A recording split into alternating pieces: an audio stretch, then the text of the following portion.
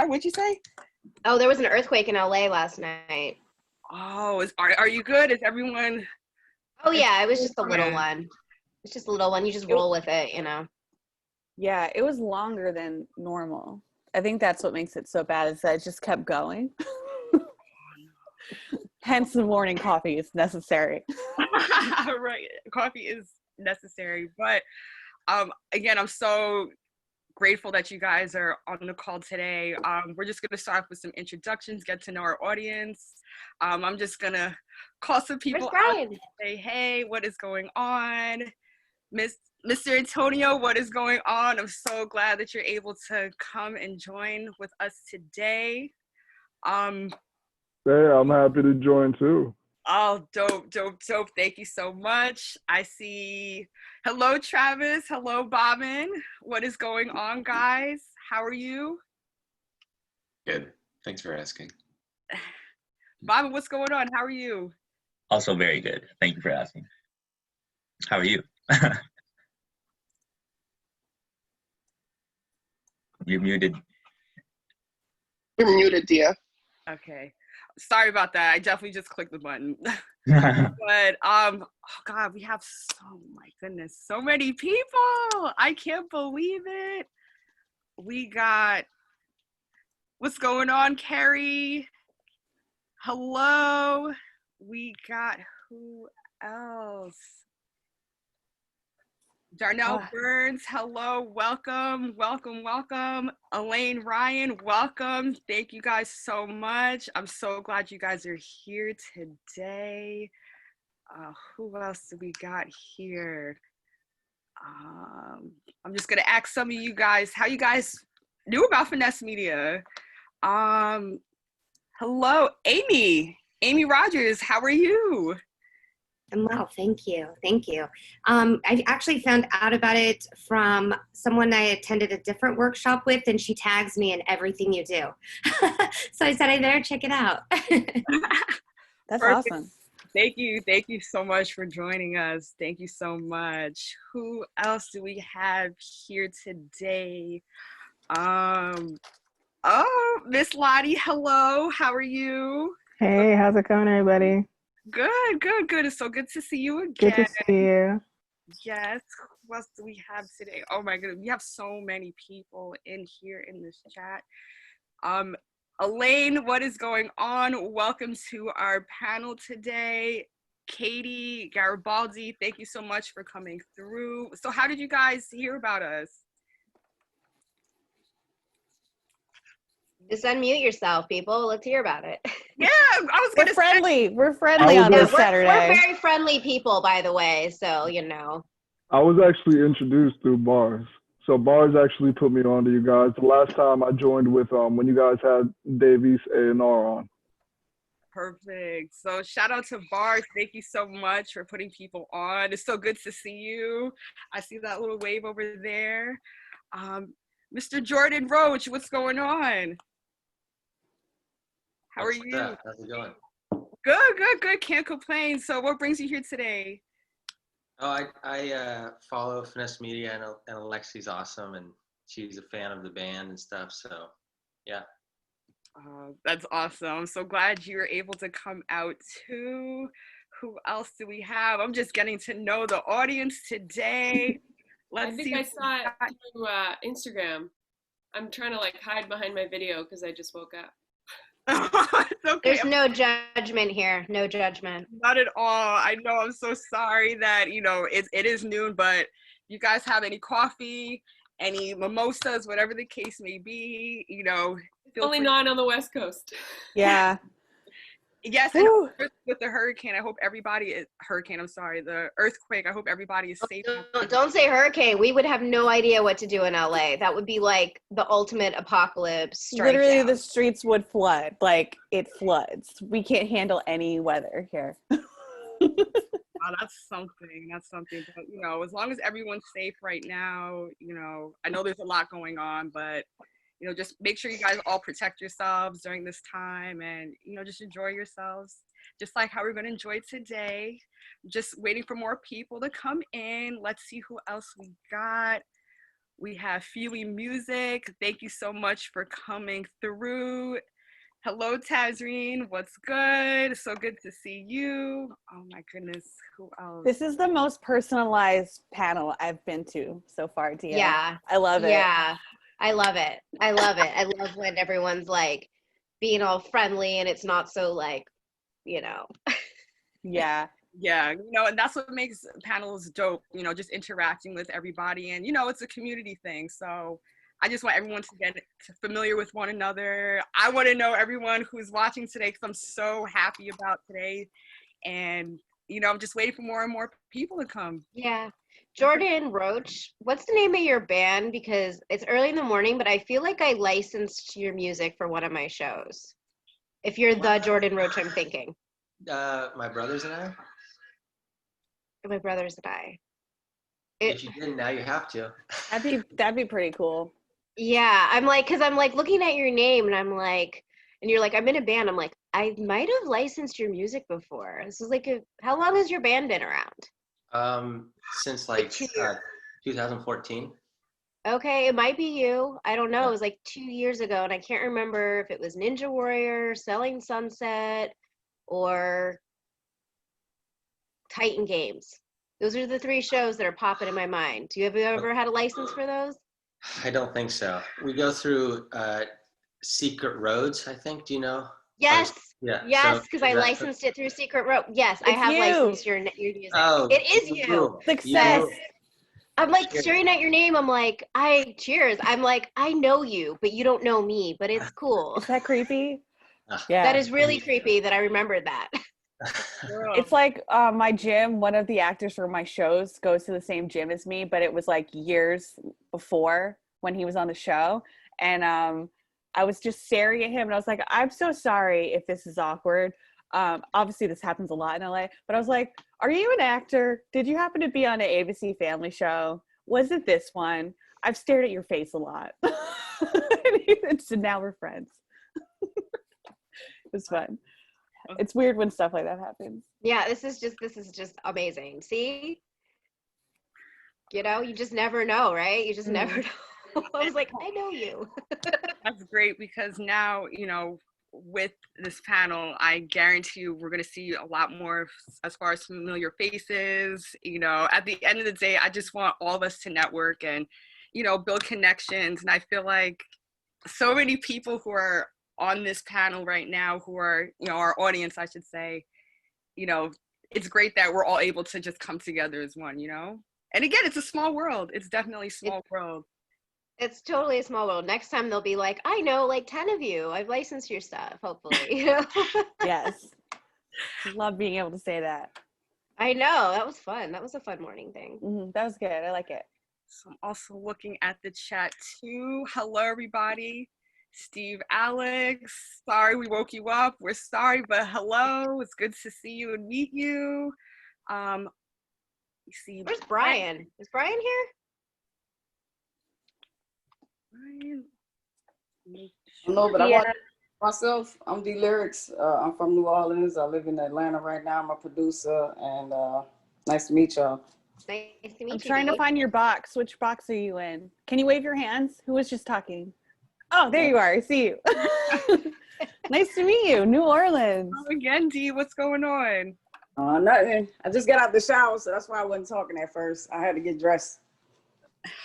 Yeah, I know. I'm so sorry, guys. I know it's like noon. I know everyone's probably just waking up from their turn up yesterday. So I understand. But we're actually... Yeah. Oh, yeah, I'm just trying to get a hold of Brian. He might be having some issues with the tech. But once he gets, we can go ahead and get started whenever, and then I'll check in. I thought we should just wait for him, because he's part of the crew. Is that cool with you, Jess? Yeah. Everyone? Yeah. I just, want him to, not jump in and be like, oh my gosh, what's going on, Yeah, that's totally fine. Yeah. I'm going to keep trying to get a hold of him, so yeah, I'll just be in the background. All right. Yeah. So I'm still getting more familiar with the audience out there. I want to know how all you guys found out about Finesse Media. I mean, besides the awesome promo. And again, Jess, I'm so sorry about, your last name. I just Oh no, I was like, I'm gonna tell you now because my last name is Italian and no one can say it. So I'm like, I'll try to tell you, but I'm expecting no one to say it. You can call me Grams. It's easier. I would say whatever you prefer, Grams, whatever Yeah. that's for you. My family's from Italy, and it's like my very American first name and my very Italian last name and a very Irish middle name. Makes no sense. What's your middle name? My middle name's Elaine. All right. First Yeah. name and middle name. So who else do we have? I'm also gonna check and see more and more faces here. What's up, Chris? Good to see you. Good to see you. Who else we have? Deb, how is everything? Everything's good? Oh, waving back. Good, that's great. Who else do we have? Mom on the beats, it's good to see you again. How's everything? I'm great. As you see, I'm seat belted, so I'm driving. So I'm trying to listen, watch, and drive. So be safe. Please just listen. Be safe. We don't want you to get any accidents. No, I'm 2 seconds away from my house. I just had to go to Walgreens real quick. Okay. We just want to make sure nothing bad's gonna happen. No, I'm at a stop right now, so that's the only reason I'm speaking. Okay, good. Who else do we got? We have Stephanie Zhang. It's good to see you. I'm so glad you're able to join the call. Scotty Loon, hello. Nice to meet you. How'd you find out about Finessed Media? I'm so sorry. Okay, am I unmuted? What did you say? Am I unmuted? No, you're good now. You're good now. Okay, I good. recognize you, Scotty. How you Hey, doing? Jennifer. Yeah, I actually, hey, how's it going? Yeah, wow, all of you are there. No, I've met a few of you just through the sync conventions and stuff, some of the Cut to the Moon stuff, and just, we're all out there doing the same thing, pitching music, and yeah, so it's good to see all of you. So glad you were able to show up. Thank you so much. Again, guys, I know it's early, but I want to say mid-afternoon. This is like brunch time, but again, it's gonna be worth it. I promise you. I hope so. I hope we don't let you down. I hope we don't let you down. Never. I have we have the 845. I have to impress. Is there anybody else from the 845 area? Kind of upstate, yeah. Do you have any 845 people? Anyone downstate? I like Poughkeepsie. Yeah. I see Mike Sir. I know a lot of people on here. I'm like looking. I was like, oh, there's Mike Sir. I was like, I know you. I'm like going through the little boxes. I know. By the way, if you hear random yelling behind me, my husband's playing Call of Duty, so just ignore it. So, COVID thing, 1-bedroom apartment. So, it's fine. It's cool. We're gonna get started soon. We're just waiting for Brian. I mean, he has a baby, so that might be why he's a little late. Oh, yeah. Oh, I know. I happen to see. Congrats to him. Oh, that's amazing. That's a blessing. So it's so good to. Oh yeah, the cutest little girl. Oh yeah, I saw the pictures. Oh, it's so great. It's awesome. So I'm just trying to see where everyone's from. I see Boston, downstate New York, Boston, Brooklyn in the house. Okay, South Florida. Anyone from South Florida? I see Julie from South Florida. Yes. I'm from VA, DMV. I just live in Tacoma, Seattle region now. Okay. I was gonna say Tacoma. I see. Oh, there you go. I see the Bay. A lot of people from the Bay. Okay, Alexi, I see you too from the Bay. Okay. Let's see. Canada. Brazil, too. Brazil, Canada. We are worldwide. We are worldwide. We are everywhere. I love it. Let's see where everyone else is from. I'd love to go to Brazil, see some soccer. I'd love to go to Brazil and eat all the food. Yeah, and eat everything. And dance a lot. Dance a lot, eat a lot, drink a lot, go do things. I would be I would be in my prime soccer hooligan-ness that I hide in LA. I can't wait. Yes, let's just make a trip to go to Brazil and just do it, you know? I was down in Colombia this time last year. I would love to go back I remember to that. South America. Yeah. I want to see more. Come to the carnival. That's a week party. It's amazing. Go to Rio de Janeiro. I don't know if I can handle it. I don't know if I'm I don't know. Fever. You can. I can handle it. Wait, how do you pronounce your name? Viva? It's me? Pee-wee. Yeah, you. Yeah. Okay. Pee-wee. Pee-wee. I guess we'll just have to email you and be like, all right, how do we do carnival? Because I feel like you need to ask someone who knows and not do the Google thing. Like you need to ask people that actually know. Yeah. So it's easy. You have to drink a lot all day, then you sleep, then you wake up and you have to drink again and go to the party. It's party every day, all the time for 7 days. I'm down. So, I can still hang, everyone. I can still hang. So, Finesse Media, all of us, are we out to Brazil or what? I'm down. I'm down. You guys should do like a writing camp trip or something there. That would be cool. That would be awesome. Yeah, please let me know. That way it's a tax write-off. Yeah, that's what I was thinking. That's why I was like, do a writing camp there. So it all came together today. Yes.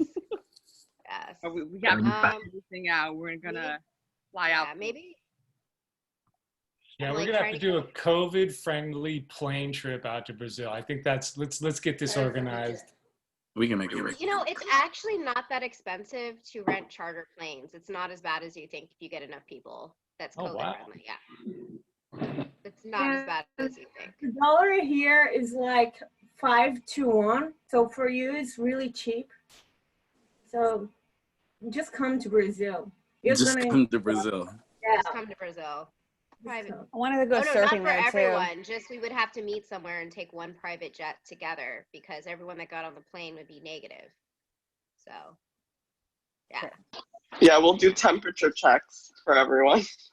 Temperature checks, COVID check before you get on the plane. You know, the whole shebang. Yeah, right. Chris Carter. Did I miss something about Chris Carter? Are you talking about the writer and director and producer Chris Carter? Or are you talking about an artist? It's early. It's early. A really dope artist, and you know, if you stick around, you get a chance to. Oh, I'm sticking around. Around. Yes, you can't get rid of us that easy. What are you doing? Yeah. I mean, we said we'd be here, so we're gonna be here for everything, guys. Yeah. Like, you know. You're gonna have to kick me out. Like you're gonna have to force me to leave. Why you got the best panel in the house now. This is exactly why. That's exactly why. Again, thank you guys so much. We're just waiting for a few more minutes. We see more and more people spilling in. Let's see who we got here. Question: is anyone else? Go ahead, Jess. What? I was gonna say, is anyone else watching The Boys right now? I'm living for that I TV love The show. Boys. That's like one of my favorite shows. Yeah, I'm really behind. I think we're on. I can't ask my husband what episode we're on because he's playing Call of Duty. But I think we're on episode 2 or 3. I can't remember of the new season. The new season. Oh, I'm like waiting for next Friday. That's where I'm like. I haven't seen episode 5 yet, but the way they've rated it. Finished. Yeah, my husband just said we finished episode 2 of the new season. It's just so good. That's all I'm gonna say. It's just. Have you read the comic book, Jess? No. Have you read the comic book? No, my friend did. My friend that's always working at Comic-Con with me did, and she's like, "You need to watch the show." So I watched it. The comic is like super dark. Like the show is very light compared to the book, the comic book. Yeah. Antonio, what were you saying? I think you were talking. Oh no, I didn't mean to cut you off. I'm sorry. I was just saying that I haven't seen the most recent episode yet, but the way they've written the show is crazy. I love the way they put it together. Who's your favorite superhero? And then like, who's your favorite boy? And then who's your favorite superhero? It's easily Black Noir because he's the least problematic. And you said favorite boy superhero and favorite girl superhero? Well, when they say the boys, I assume it's like the vigilantes versus the superheroes, and the vigilantes are the boys. That's who. Yeah. Unless I'm understanding it wrong, I don't know. No, you're right. You're right. I misunderstood your question. My bad. So I would have to say Milk Mother, because Mother's Milk. My bad, because Milk is probably the most tender. He's the complete subversion of what you would think he is. He's sweet, tender, super clean and tidy, and doesn't want to be in it at all. So. Okay. I love his thing, don't mess with my dollhouse that I'm building. Right, yeah. That's like my favorite. Awesome. So funny. So funny. Oh my gosh. Waiting on Brian, and then we can get started. But to start off again, guys, I'm so stoked. I'm so happy that everybody's out here today. Can we just talk about how this was sold out? Like I can't even believe it. In one day, Yes, people want to hear us. People like us. I feel we bad. Sold out I'm a like, Zoom panel. Look at us. Really it makes me nervous. Yeah, I'm like, oh no, the pressure's on. The pressure's never, on. never, because at the end of the day, we're here. This is a party. I don't know about you guys. This is a party, and we're gonna have a good time. We're gonna get to know you guys. I'm gonna probably drill you guys with a million questions. No, I'm kidding. Not a lot. Just go for it. Yeah, go for it. But at the end of the day, guys, I want everyone to learn something great about this panel, which I know that's gonna be the case. I already know, because again, we have 3 dope people who's on the panel. So come on, I'm sorry, guys. I'm gonna hype you guys up because. Hello, sold out. Ooh, pressure's on. Pressure's on. So, I mean, there's so many people who are anxious to know everything about you guys and the ins and outs of music supervision. So, I just can't wait to get started. I just can't wait. And again, it's going to be such a dope panel today.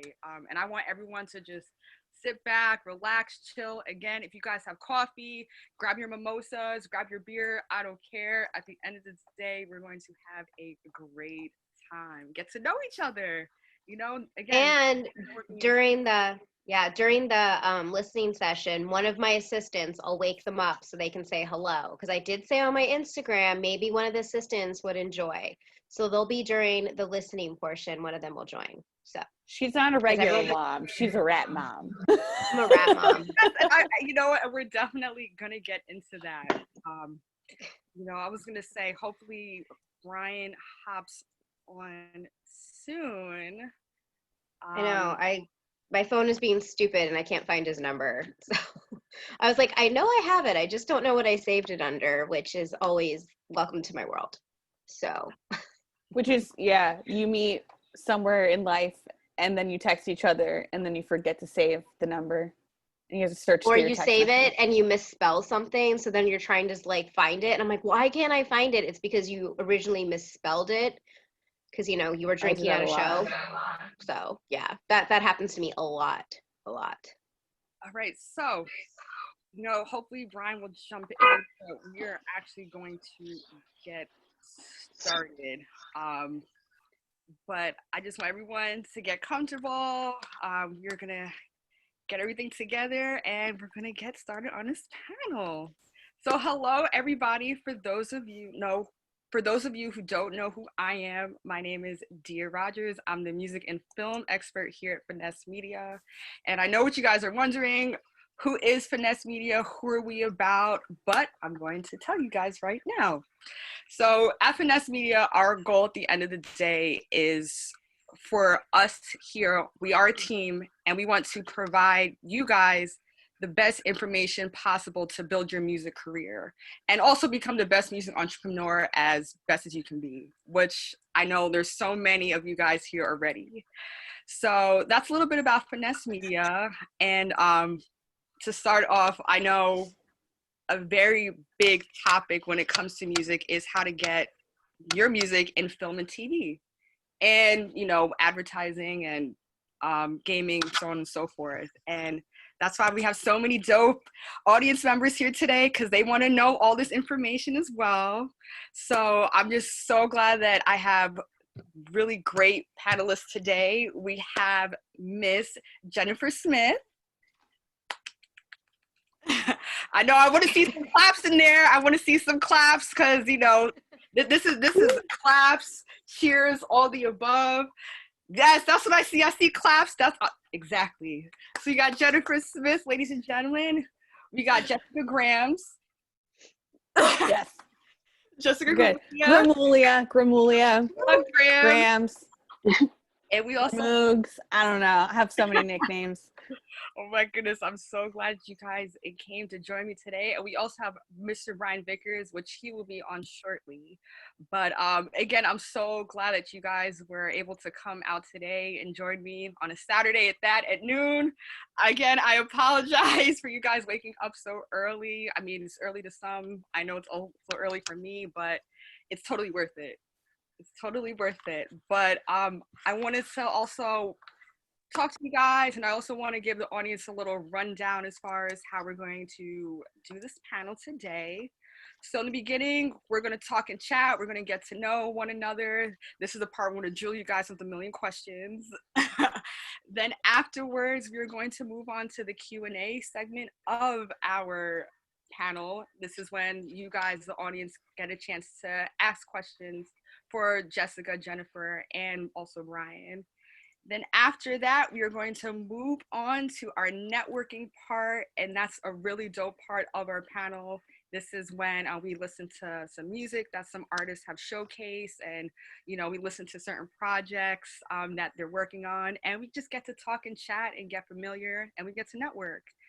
And cool thing is, if you guys check on the Zoom chat, there is an Excel spreadsheet, and that's just a list for everyone to put their information in as far as networking, Instagram, phone number, just in case anyone wants to connect, make some music, no more questions, ask more questions, and it's right in the Google chat. It's now in the Zoom chat. Thank you so much, Bob, and shout outs to you for leaving that link. I appreciate it. So without further ado, I hope everybody's ready because I know I am. But again, Finesse Media presents Industry Insights, the Music Supervision Panel. I'm sorry, guys, if I clap a lot. I'm sorry. I'm just so excited. This is how I get. I'm sorry. I'm here for it. Don't apologize. Don't apologize. We're here for it. We love it. Perfect. So we share your enthusiasm. Yes, exactly. I'm pumped. So I'm going to ask for everyone, with the exception of the panelists, to just mute your mics just so we all can get a chance to hear each other out. Make sure the sound is crisp and clear. Oh yeah, I see. Hello, Zaret. Let's go. That's what I'm talking about. That's my brother, guys. Great guy. When I don't annoy him. But anyways, ladies, Miss Jessica and Miss Jennifer, again, how are you guys doing today? I know you guys are doing well. It's weird to hear Jessica and Jennifer because Jennifer is my twin's name. So my brain keeps getting really confused. Sorry. No worries. Wow, I was gonna say I didn't even know you had a twin. Mm-hmm. She's back home in New York. Oh, okay, New York in the house. Okay, wow. And is she also in the music industry or? No, she works in like finance and healthcare. She studied music industry but didn't end up working in it. Okay. Well, so that's yeah, we have like direct comparisons of what life could be like if I didn't chase my path. Awesome. Well, I mean, I was gonna say either way, it's family dynamics. So, that's really dope. That's really dope. But I'm actually going to get started with the questions for the day. So with both of you guys, Jessica and Jennifer, describe your journey in the music supervision world. When did you guys start? When did you realize you wanted to become a music supervisor? Because, that is a big deal. So yeah, we'll start with you, Jessica. When did you start as far as music supervision? I guess I started in college, but my path, I describe it like this because I had no idea what this job was. The title wasn't as popular back in the day. So I didn't know what I was chasing. I kind of had an idea. Growing up, I was obsessed with Michael Jackson. Everything in my life goes back to Michael Jackson. And so for me, I was trying to figure out how I could encapsulate everything that he achieved and influence and put that into a job without being the king of pop or the queen of pop, if I wanted to be Janet. And so eventually I didn't know what it was. And when One Tree Hill aired the first season, I think I was like a senior in high school. And I was like, wait, this is it. It's all kind of coming together. Music, picture, I feel feelings, what's happening? And I'm like, I want to do that, but I didn't know what that was called. So I actually went to school originally to be an editor. And I was a video editor and an audio editor, music editor. And I worked in the studio. I did all the sound recording. And eventually later on, I found out music supervision was the gig. And eventually I just chased that path. And really I started off, my first job after school was in licensing, but it wasn't doing music supervision. And so for me to get my foot in the door, I was working on production. So I had a lot of friends making their own projects, and I just started supervising their stuff for free. You know, I'd get our friends who were musicians to score stuff, their project short films and all of that. And so I was doing the work. I didn't get paid for it. I have no credit. I don't even remember most of those projects, what they were called, but at least I was like getting in the motion of the gig. And eventually I was like, I have to move to LA. So I bought a one-way ticket with 2 suitcases, moved across the country.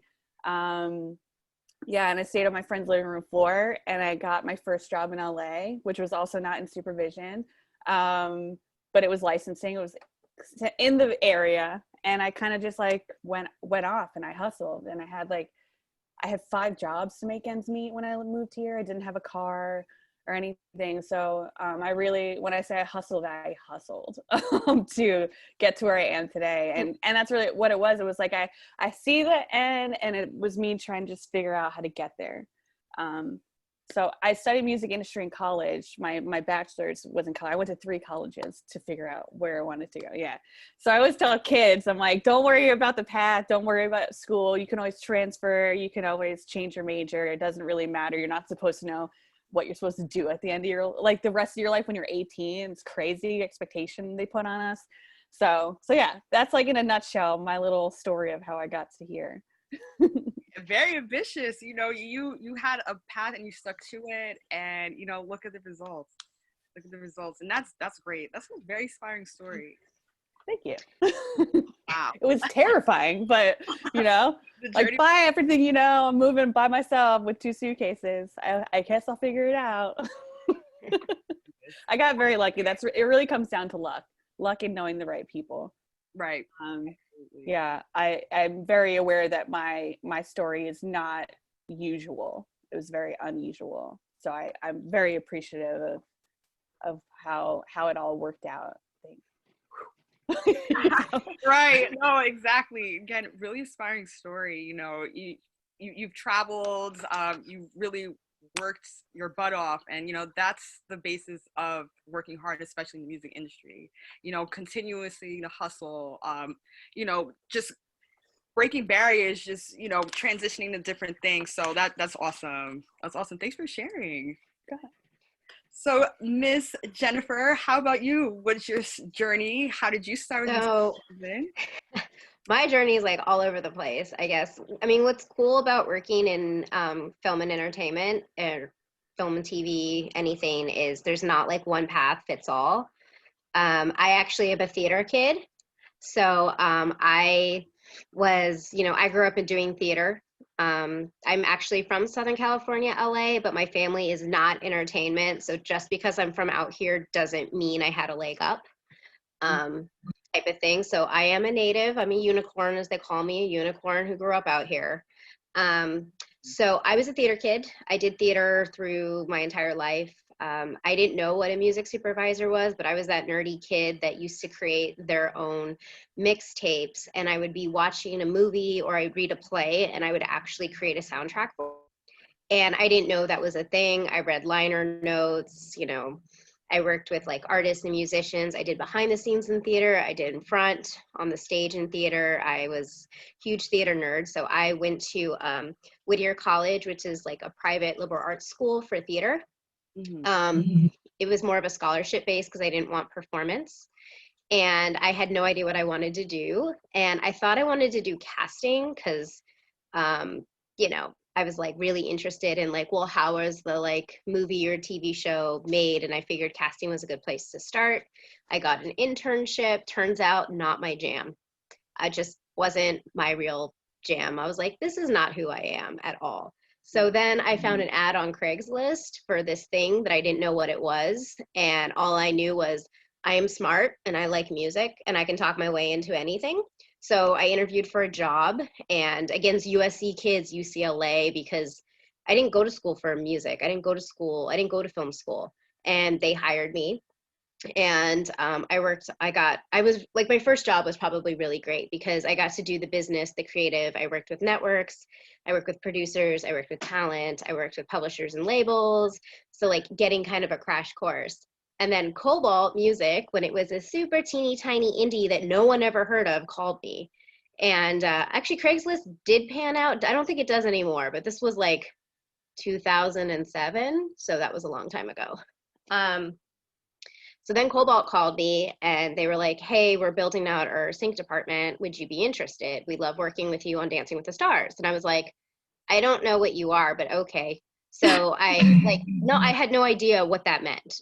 Like full transparency, type of thing. And I went, I interviewed, excuse me. And I was like, okay, cool. So I went over to Cobalt Music. And when I was there as an indie, you did everything from helping with A&R to listening to music, to pitching for film and TV, to doing the business. I learned about copyright and publishing and label and marketing. And I call that my other side. And then I was there for almost, I think 8 years, 7, 8 years. I don't know, it all blends in my head, to be quite honest. And I missed working with content. I missed working with, with film and TV creators, also, that whole thing. So I went back, and American Idol kept calling me season after season, asking me to join their music team. And I kept saying no. I don't think I was ready yet. And then I joined when it went over to ABC for season 1. And so I did season 1 on ABC. And then word got back on the street from other producers that I used to work with when I was like 21. And they were like, hey, I heard you're back. So I have a show. It starts on this. I only need you for 8 weeks for creative, or I need you the whole season. So I started getting calls. I get all my own jobs. Like I hustle. I probably one of the hustly people, I don't think that's the word, but I hustle like no other, working for to get my own jobs and stuff. So yeah, I decided to go on my own. With American Idol, it was a great team and everything, but with a giant show like that, you can't work on other gigs. It's not humanly possible. So I had to make a decision, leave a giant network show and start a season 1 that may not go anywhere. And I just decided to jump. So I think it's important. I think one thing that people forget, when you're a music supervisor, we don't technically work in the music industry anymore. I left the music industry 4 years ago, 3 years ago, some years ago. I can't do math, it's COVID. We work in the film and content industry, or gaming or advertising, who works closely with the music industry. We are not technically part of the music industry, we're separate, but our relationships of working close with the music industry is what makes us important. So I think there's a huge misconception about that, that people say, oh, you're part of the music industry. I'm like, technically we're not. So I just wanted to clarify that, because there's been a lot of misconception, especially in the press, about that as well. So, but yeah, for me also, when I started my company, I realized, because, I really believe in musicians and artists knowing their rights and understanding the process, because it is a business. So that's why it's really important for me to do these panels and to create education opportunities, because it infuriates me the amount of companies that take advantage of people and they steal your IP, or you don't know what you're looking at. Because the difference between being a hobbyist and a professional for music, just like anything, but especially in the music industry, is know your business, be buttoned up. If you're not buttoned down, you're a hobbyist, you're not a career person. And even though you're a creative, if you don't understand the business, you're going to get taken advantage of. You hear about, oh, I was young, I got signed, I didn't know what I was signing, my manager took all my money. And P.S., I own none of my songs, because you didn't understand the business. So that's why this is so important to me, to, interact with musicians and artists, right? Because it just breaks my heart when I hear that. And also, I'm going to tell you one thing that I found out that's really dirty about the music industry. Jess and I and Brian are not like this in any way. A music supervisor should not be taking a cut of anything. So I found this out. I was working on an indie project and I licensed an indie artist and they said, oh, how much do I pay you? And I was like, no, no, no, no. I'm paying you to get permission to put your music in my film. And they're like, well, what's your cut? And I was like, excuse me? And apparently there are some people that they try to take money away from you. That, first of all, should be illegal and it's not the norm. So if someone tries to tell you, no, no, no, you pay me to get your music in my project, that's not real, that's illegal, and you should definitely say no. So I found that out and it like broke my heart and it enraged me. So I always tell people, do not do it. And they're not a real music supervisor if they're doing that. Yeah, they're not a professional. You know, that actually brings up, you know, my follow-up question. You know, thank you so much for that insight. I feel like that's definitely something that so many people need, especially in the audience. They need to know information of that sort. And again, and this also brings up my next question. So like, as far as music supervision, what is a typical workday for you guys? I mean, despite like, you know, the 10 cups of coffee you guys probably drink, what is a typical day for you guys? We'll go I didn't know what you mean. So like, I guess for like a day-to-day, when you first wake up, do you have a specific routine as far as your work ethic, or you know, do you have to look in as far as like certain contracts in the middle of the day? Like what's a typical Monday for you? You want to go first, Jess? Because we are very different, because I do film and TV and she does digital and advertising. So, you know, and also we work in very different content. So you want to go on your day first, because it's very different than my day, but also similar in some ways. Yeah. So for me, I am very much as I go into my older adult life. I guess I'm not older, but I'm in my 30s. So for me, I've been trying to focus on having a healthier work-life balance, because we tend to work ridiculous hours, as you mentioned, the 8 cups of coffee. That's young. It is young, but you know, I feel like when you're in your 30s, you're kind of like, oh, like you're in your real life, you know, like you have real adult problems, real life issues, blah, blah, blah. You know, you've spent your 20s adventuring and making awful choices with things, and hopefully not regretting them, because I don't regret anything. But so for me, I've been focusing on trying to, because I am the first me at the company, I have a lot of opportunity to set new precedents and teach people who've never worked with music supervisors how to work with me, when I will work, when I will not work, and set those boundaries to have a healthier lifestyle, because it gets to a point where if you're overworking yourself, your work is awful. You're not doing anything worth quality just to get through the quantity of what's happening in your inbox. So for me, I wake up, I like try to meditate, I will stretch, I do some yoga, maybe I'll journal, something like that. I'll light some incense, just set the mood for the day, because as soon as you log on, that's it. That as soon as I open my computer or check my email, I am pulled into the abyss of the internet and requests. And so from there, I really just kind of field my inbox to see if we're talking on Monday, what happened over the weekend, because when you work in digital, there is no like normal TV structured timeline. It's like we can post stuff whenever we want. So which means we're working whenever we want, but I don't operate that way. I try to let myself have as much time as I can.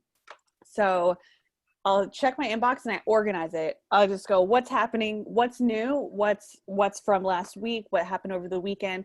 Get the items in place, and it'll be creative, some clearance stuff, some paperwork, get people paid, hire some people for sound mixing, editing, composing, like all of that, see what's going on.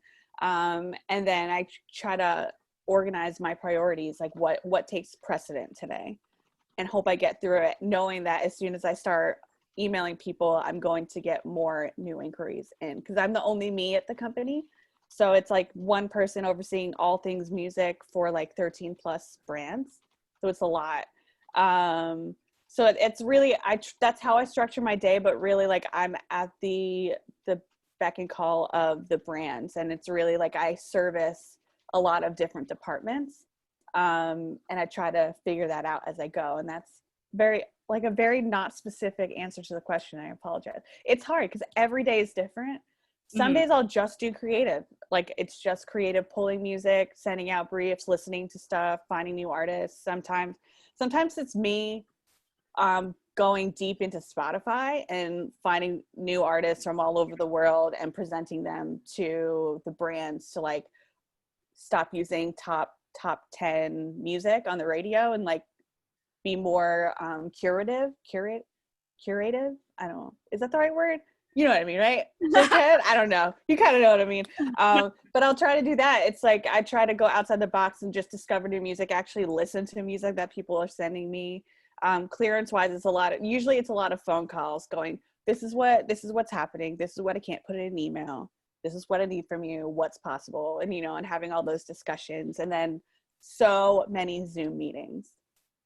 So Zoom fatigue is a real thing, guys. It's a real thing. And it's brutal. Like I spend like most of my day on Zoom, which means, I'm usually like this because it's my monitor. I'm like, yeah. Because I'm trying to do two things at once. So it's really like, to do our job, you have to juggle a ton of plates. But yeah, that's a generic version of one of my days.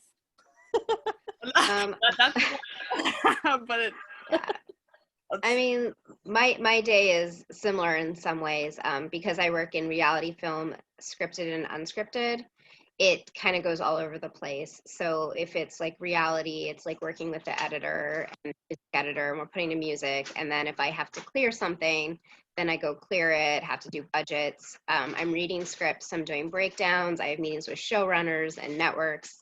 Sometimes I'm not doing any of the clearance, so I'm just doing music pulls. What's been kind of cool for me during COVID is I actually, because I was like one of every entertainment person who got laid off. When COVID hit, I got hit bad. So, I get it. I totally get it type of thing. It's, during COVID, I actually had time to listen to some artists that I maybe don't have time to, and to find some independent artists, because I had some like teeny tiny projects that popped up for COVID. So I just like only used independent artists because I was like, I have $500 for this. Let me see if there's an independent artist who needs $500. Like, I would just go down that rabbit hole of trying to find stuff. But I mean, for me, it just literally every day is different, because if we're mixing, if I'm going to a spotting session, if, sometimes I'm hiring composers, so I have to work with the composer. Just to let you know, music supervisors don't just do song placement. We are the head of the music department of the content. So sometimes you are just working with the composer, putting sessions together, working with them to make sure they understand what the vision is of the project. You spitball with them. They're like, what do you think of this? I'm like, well, they said they wanted more of a build. Can we build it out a little more, like in this section? Maybe have the piano note go longer type of thing. I think, my day is so different. There's not really a day. And I am one person. So I'm just going to say this as a blanket. If you send me music and I don't respond, I'm not ignoring you. I am one person. And unless the music you sent me that day is what I'm working on, because I don't have time to listen to music, which sucks, like enjoyably as much anymore, except during COVID, unless like if I'm working on a project that I need 1940s music, if you don't actually have 1940s music, I just put it in a folder. And if you use disco, I'll automatically add it to my disco. That doesn't mean I listen to it. It just reminds me, because it's already in my disco, I can listen to it. I don't have to download anything. But because I'm one person, depending on what I'm doing in my day is where I focus, type of thing. So it's not me being rude. It's not that I think your music's horrible. It's, there's only so many hours, and I've been really big on mental health, my mental health, and just making sure that I have time for myself, because you can get burnt out really quickly. And when you work on a TV show, you're working on 12-hour days or 12-hour plus days. Because if I have to go to a network meeting and then I'm sitting in music, and mixing, I'm dealing with the showrunners, and then PS, I have to do all my clearances and my reports, that stuff adds up. That at the end of the day, I want to spend time with my husband. I'm sorry, like he's a priority, not listening to music that came in.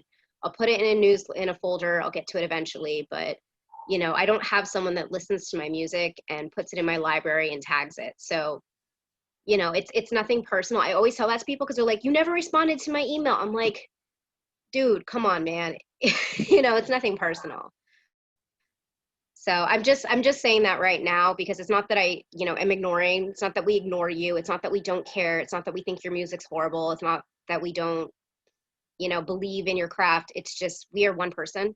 And just like remember that. I know when you're like in your bubble, you're just like, you know, you're like, that's your top priority, but you also don't know what's going on our side. You know, people have kids, they have husbands, they have family, they have their mental health. And that's just, you know, I feel like I say that a lot, but some people, you know, some songwriter came up to me at an event and they're like, I sent you music and you never listened to it. And I was like, yeah, I went to a folder because, you know, and I'm like, did you not listen to anything I said? But then there was like one songwriter, I licensed their song 2 years later that sent it to me. I had it in my library because I sent it via disco. I typed in a tag and I was like, ooh, what's this? And then I emailed them and they got into a film. So, you know, you just never know what we're working on. And please don't ask us what we're working on because we deal with NDAs. We deal with proprietary information. So like, there's a lot of things we can't say, and it's not that we don't want to, we just can't. So I'm the opposite. All my stuff is online. Just go on YouTube and you'll see what I'm working on. Yeah, but that's for me because I work in film and TV. You know, it's a little bit different. Yeah, and I like when we listen to music or we meet with artists, something I often find myself saying is, especially if I really do like the music that we're listening to, I'll say I'm putting it in my back pocket. Yeah. Because like maybe this is really great, but it's not something I'm working on right now. But I like it and I'm going to remember it. And later on, it's so great when you say that to somebody and 2 years later that you actually get to give them this nice spot. So it does happen. So I want to echo everything she just said. Yeah, the back pocket thing. I mean, every music supervisor has a playlist of songs we love that one day we hope to find a home. I've been making my own Instagrams of these songs that I'm just like. I have like a whole playlist that's organized by like themes where I'm like, hopefully one day. And then if I read a script, I'm like, oh, there's this artist I remember. And sometimes I'll listen to the song and the song doesn't work, but you'll get an email from me. Do you have anything like this? Mm-hmm. You know, so it's just, we have our things in our back pockets. It's just maybe not right now because music elevates at least in film and TV and in a sense advertising in a way, music elevates the story and the picture. And sometimes I love an artist, but they don't work for film and TV. But I love their music. They just don't work for film and TV because music helps move the story. It doesn't take over the story. Right. You know, it's you have to like, if you're doing, you know, music, you can't be like, oh, this is great. It would be great for like a TV show. And I'm like, there's talking over the music. This does not work at all. You know, like this competes with it. So you kind of have to think about when you're pitching, like this song would be great for like a TV show. And you're like, read the brief, understand what your song is. If there's no room for dialogue or for us to be able to cut to dialogue, it's not going to work for us. But I'll listen to be like, this song's great, but it's not going to work for sync because it's too wordy. I can't use it. It's too specific. It's too, like, we listen to music very differently than when you're creating as an artist because the music is to picture. And the picture is the most important. The music helps it. It's the character sound that elevates and continues the story, but it doesn't overpower unless the intention is to overpower, but that is intentional. When you watch when you watch a really good TV show or film and you're like, this music is great, it's because it was curated a certain way. Like when you're watching things, you know, listen to the music and be like, what is this song doing to the scene? What is this song doing to the character?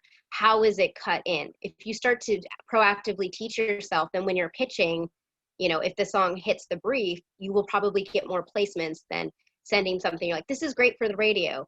I'm going to tell you this, every major publisher and label has sync edits and they have radio. So if you hear a song on the radio, most of the time they created another track that's for film and TV so you can get a placement. It's not verbatim. It's rarely verbatim. And that, oh, I'm sorry to cut you off. I was gonna say, I call it active listening. You can train your ears to listen to music actively like we do. And it's taking something that you love, and instead of paying attention to what you normally would when you watch a TV show or a film, pay attention to what you're hearing, whether it's score or music, or in the epic French film Portrait of a Lady on Fire, when there is no music, and the teeny tiny moments of when there is music, because in that time period you only hear music in the film when the characters would have heard it in real life during that time. That stuff like that, where like you probably don't realize it unless you're in our world where you read it. Like, I don't get to read scripts, we don't have scripts, but in Jenny's world there's scripts, and you read a script and you figure out that the way to utilize music for exactly what's happening. Like maybe in season 2 they completely change locations and the entire season takes place in a totally different area.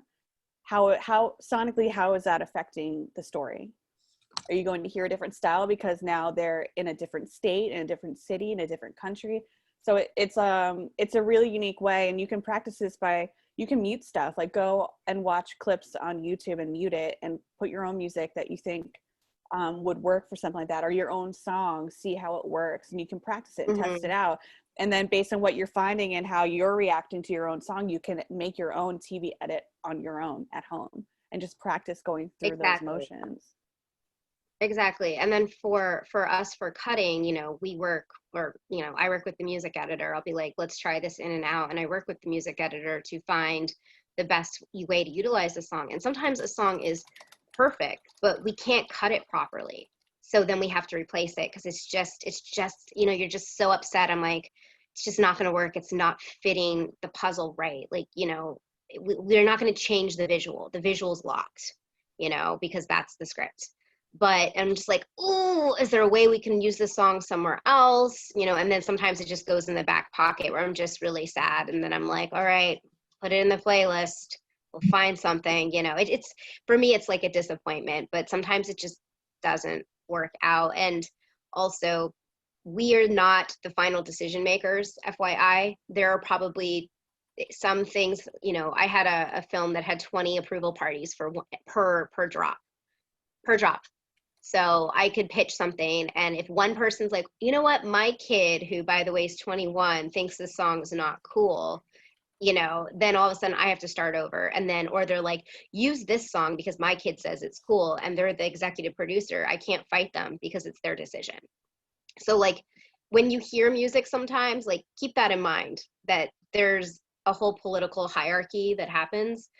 We are not the final decision makers, but we can help. We are a little bit like the gatekeepers to move it. Yeah. And here's the song you want, but you should really pick this one. This is the right choice, but here's some other with this one. Yeah. Oh, this is what you said you liked. I'm giving you what you said, but then you're like, I know I'm right. And then you throw in the one that and I have, knock on wood, I have about a 95% success rate of getting what I want without them realizing it's what I want. I make it seem like it's their idea. So, that's the trick. It's the finesse. It's a finesse. So that also leads to my next question. So are there certain styles of music that you guys work with? Do you guys work with a specific genre? I know before, Jennifer, you mentioned disco and 40s music and things like that. Disco's a music platform, not disco music, but it's a disco music platform that everyone should use because, I mean, okay, I said I was a nerd for comic books before. I'm going to say this, like, I wish when I was pitching music to content that we use disco, because you can figure out statistically through the reports how your music is being digested if someone's gravitating towards something more. Also, it's super organized. And also, Jess and I are like super busy, right? I said, if I have to download something, it goes into a folder, right? I'm going to be honest, sometimes I forget, I'm one person. But with disco, it automatically goes into my library. I don't have to download, I don't have to upload, it automatically goes in there. And I have access to waves, instrumentals, and MP3s. So if I'm editing at 3 in the morning and I need a wave file to ship it out, I don't have to reach out to anyone. Like, make sure all your assets are in there, because if I have to wait for an instrumental, I might have to just replace it. Like, I'm not going to wait for it. I just replace it because I don't have time to wait for Disco someone to was get back. created by music supervisors. It was. Which is, I hear myself echoing. Sorry, is it my microphone? Should It is your switch? microphone. It Yeah, is? switch. Yeah. Me? Are we Okay, good? wait. I think so, yeah. Okay. Disco was created by music supervisors, which is why we like it so much. It was just made knowing what we would need and how we would utilize it, especially if we can't actively use it in the moment that we're being sent music. So that's why we push it. None of us are sponsored by Disco or anything. It's just created by someone who has our own working brain, and that's why it's so great. Yeah, and also it's like make sure your metadata is correct because your metadata is your business and your business card, because I can look it up and I'm like, oh, this is one stop through Scotty. So all I have to do is email Scotty. I have all the information in there. He gets the request. He gets back to me in a minute. I have all the assets. The next thing I know, his song is in the new TV show that premieres in the spring. Like, and that was within 4 minutes, right? But I don't have to email him and ask him, hey, I need a wave, I need an MP3, and I need an instrumental, and I need an instrumental wave. Like all of his stuff's there, all of his information, his cue sheet information, his splits, who to contact. You know, if there's no contact information, I'm gonna hit delete. I don't have time to figure this out. But like that's about that's like a success. Like that is your business buttoned up, which means he is a real artist, a real writer, and he knows his, am I allowed to cuss? Knows his stuff, I guess. So, you know, it's just like that. It's just Disco was made by music supervisors because it's how we work and things move so quick, you know. I can't tell you how many times I've had, like, I think there was 10 minutes before we had to ship, I had to replace the song. 10 minutes. So, and I was like, great, we have to replace the song. Someone messed up. I have to replace it. I have 10 minutes and we have to ship it to the network. Did it. Because, you know, people I work with are buttoned up.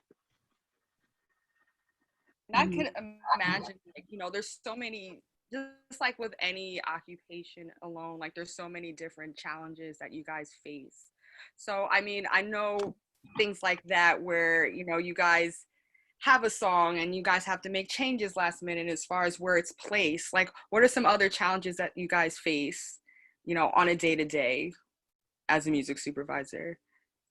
Probably my biggest, besides like just having clearance troubles, which I don't like, I know there's a lot of musicians and songwriters in here, so I don't think that conversation is going to be relevant to you just yet. But creatively is probably in my world the biggest hurdle, because right now the work I'm doing is brand specific, which means everyone has a very, very particular style, opinion, and they need to, like, we're talking about Vogue. I can't have Vogue put something in there that when you listen to it, you cringe because you're like, that doesn't sound like Vogue.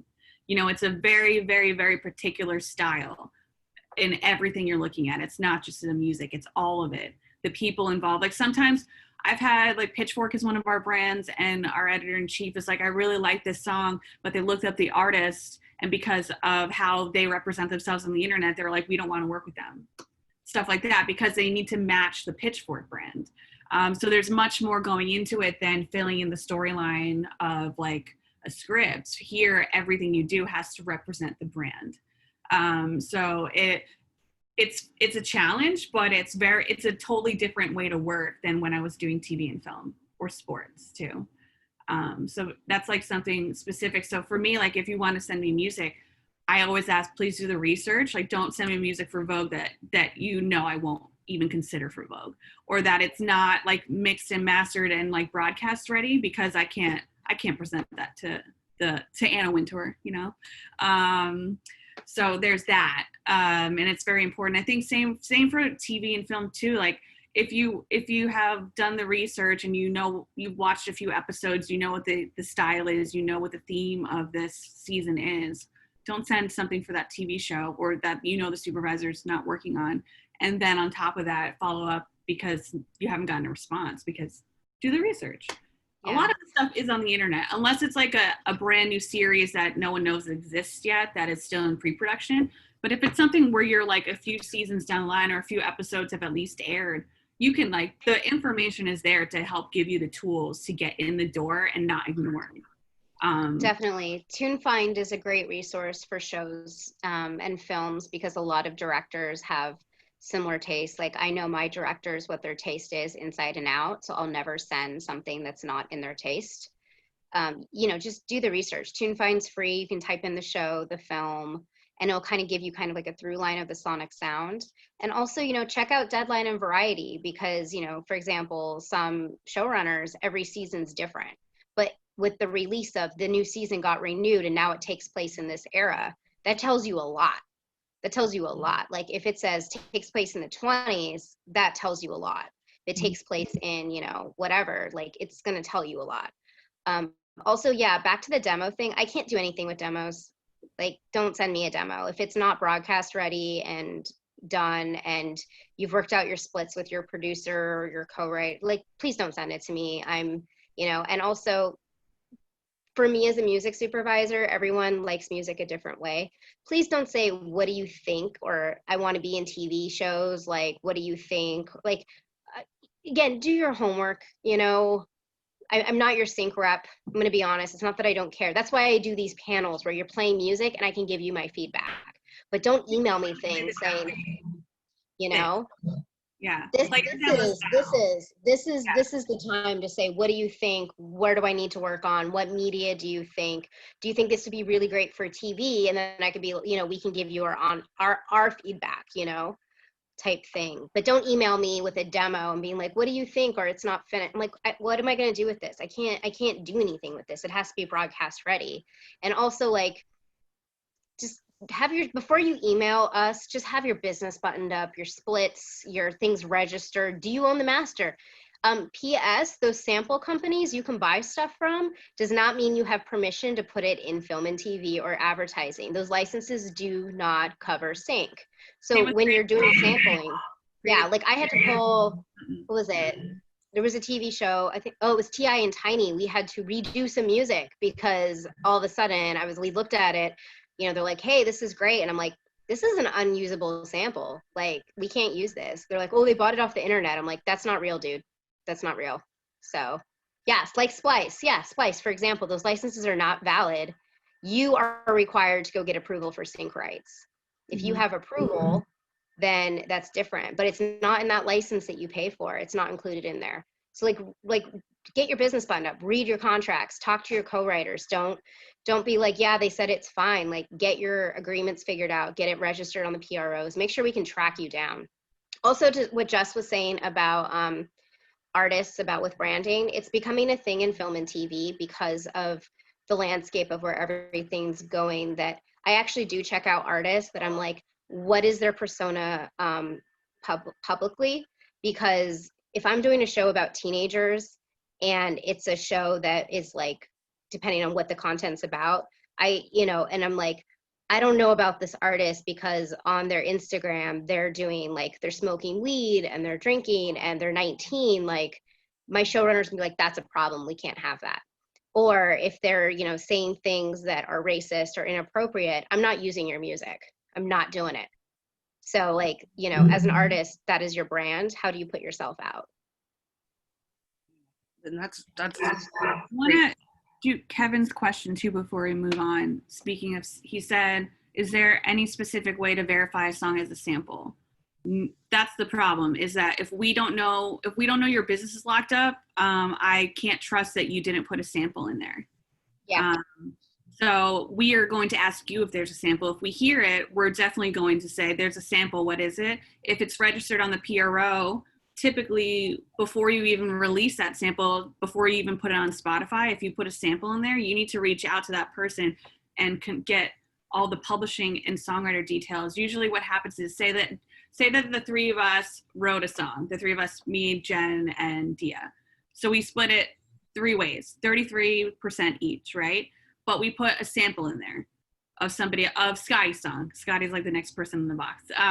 Scotty's like, I want 50%. And then we're like, you can't have 50%. Your song is not used within 50% of the song. And that's a whole negotiation that goes down behind the scenes before anyone has heard the song publicly. This is not sync related. This is just like publishing and copyright related. So then we get to a place where like, we think that your song is used around 30% and you listen to it over and over and over and over again. We all agree, and then we rework the term so that there's 30% of a sample, and then our 3 shares are split within 70% of the rest of the song, if that makes sense. And then you register it that way on the PROs. And so for me, when I go to look, I should see that even though it's your song and you co-wrote it with so-and-so, there should be all the other songwriters' names for the sample. And when I see that, I go, oh, there's a sample in this. Or sometimes it'll be in the song title, like featuring this or something like that. So if you don't hear it, there's usually other ways to make it obvious. But if it's your song and you're pitching me something with a sample, you should have all that worked out already. Or Yeah. I will ask you to send me stuff, no samples. I say that a lot. Like if I'm looking for anything like a hip hop song, I'm going to say I don't want samples. The worst. Oh my God, hip hop songs with the I love samples. hip-hop, that kind of nasty, but samples is a problem because a lot of them are songs that are the worst. That if we say it's hard because a lot of songs in this genre, the copyright is all in split disputes and they haven't worked out the share, so it's on legal hold. You can't even license it.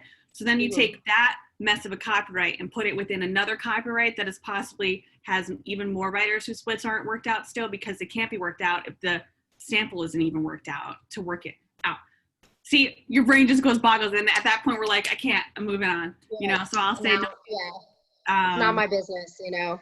Yeah. Also, just to go back real quick, as I mentioned before, for what a music supervisor is, a music supervisor, as we're talking about, is not someone that just picks music and does playlists. There's the business, managing departments, working with different people. So if someone says, you know, oh, I'm a music supervisor, I just pick music, they're not a music supervisor, because we're the head of a film and TV department or an advertising department. So that's just something to keep in mind, is that, like, we're talking about all the business stuff. Yeah, that doesn't sound sexy, but that is also part of our job, is to make sure everything is buttoned up for the content, for delivery, you know, making sure people get paid right, making sure cue sheets are right. You know, if we ask you for our cue sheet information, send it to us. And because if you say, oh, the cue sheet wasn't right, I can be like, well, then you don't know your cue sheet information because I got it from you. So it's like, we all have, that's why I say we work with the music industry closely. You know, we work together. We're, you know, we're a team, we work together, you know, type of thing. And also, you know, people always ask us about fees. Every project's unique and different with a budget. So it doesn't, you know, if one project, say, pays you, I don't know, $5,000 for a sync, right? But the next project is $750. You can't say, well, I got paid $5,000 on my last project. That has nothing to do with anything, because those are two separate budgets, two separate content. It's all different. It's unique story. And if you're like, oh, I want $5,000 regardless, I'm like, yo, like, I had a film where I had you know, an indie film that's just tiny budget, and I have a major song in there that went within my budget. So like, and I'm like coming to you, I'm like, really, you want $5,000 on an indie film? Where when someone says a total film budget, that is not music, that is everything. So if the total film budget is $1 million, that does not mean I have $5,000 to give you. My entire music budget, depending on what the project is, how the music's being used, it just varies. You know, we're not trying to cheat you out of money. Like, we're honest people. Like, I'm like, this is what I have. This is what I want to, what I can give you. Like, there's no money. There's no extra money. You're not going to find money. And also, we have to use every penny or we lose our music budget. So like, you know, all of a sudden, you know, if we don't get the money, that's not something we get paid extra. If we don't use our entire music budget, it's gone. So like, if I'm like, you know, to give you less. So it's like, but last season you paid me $5,000 and this season you're only paying me $2,500. It's like, well, you know.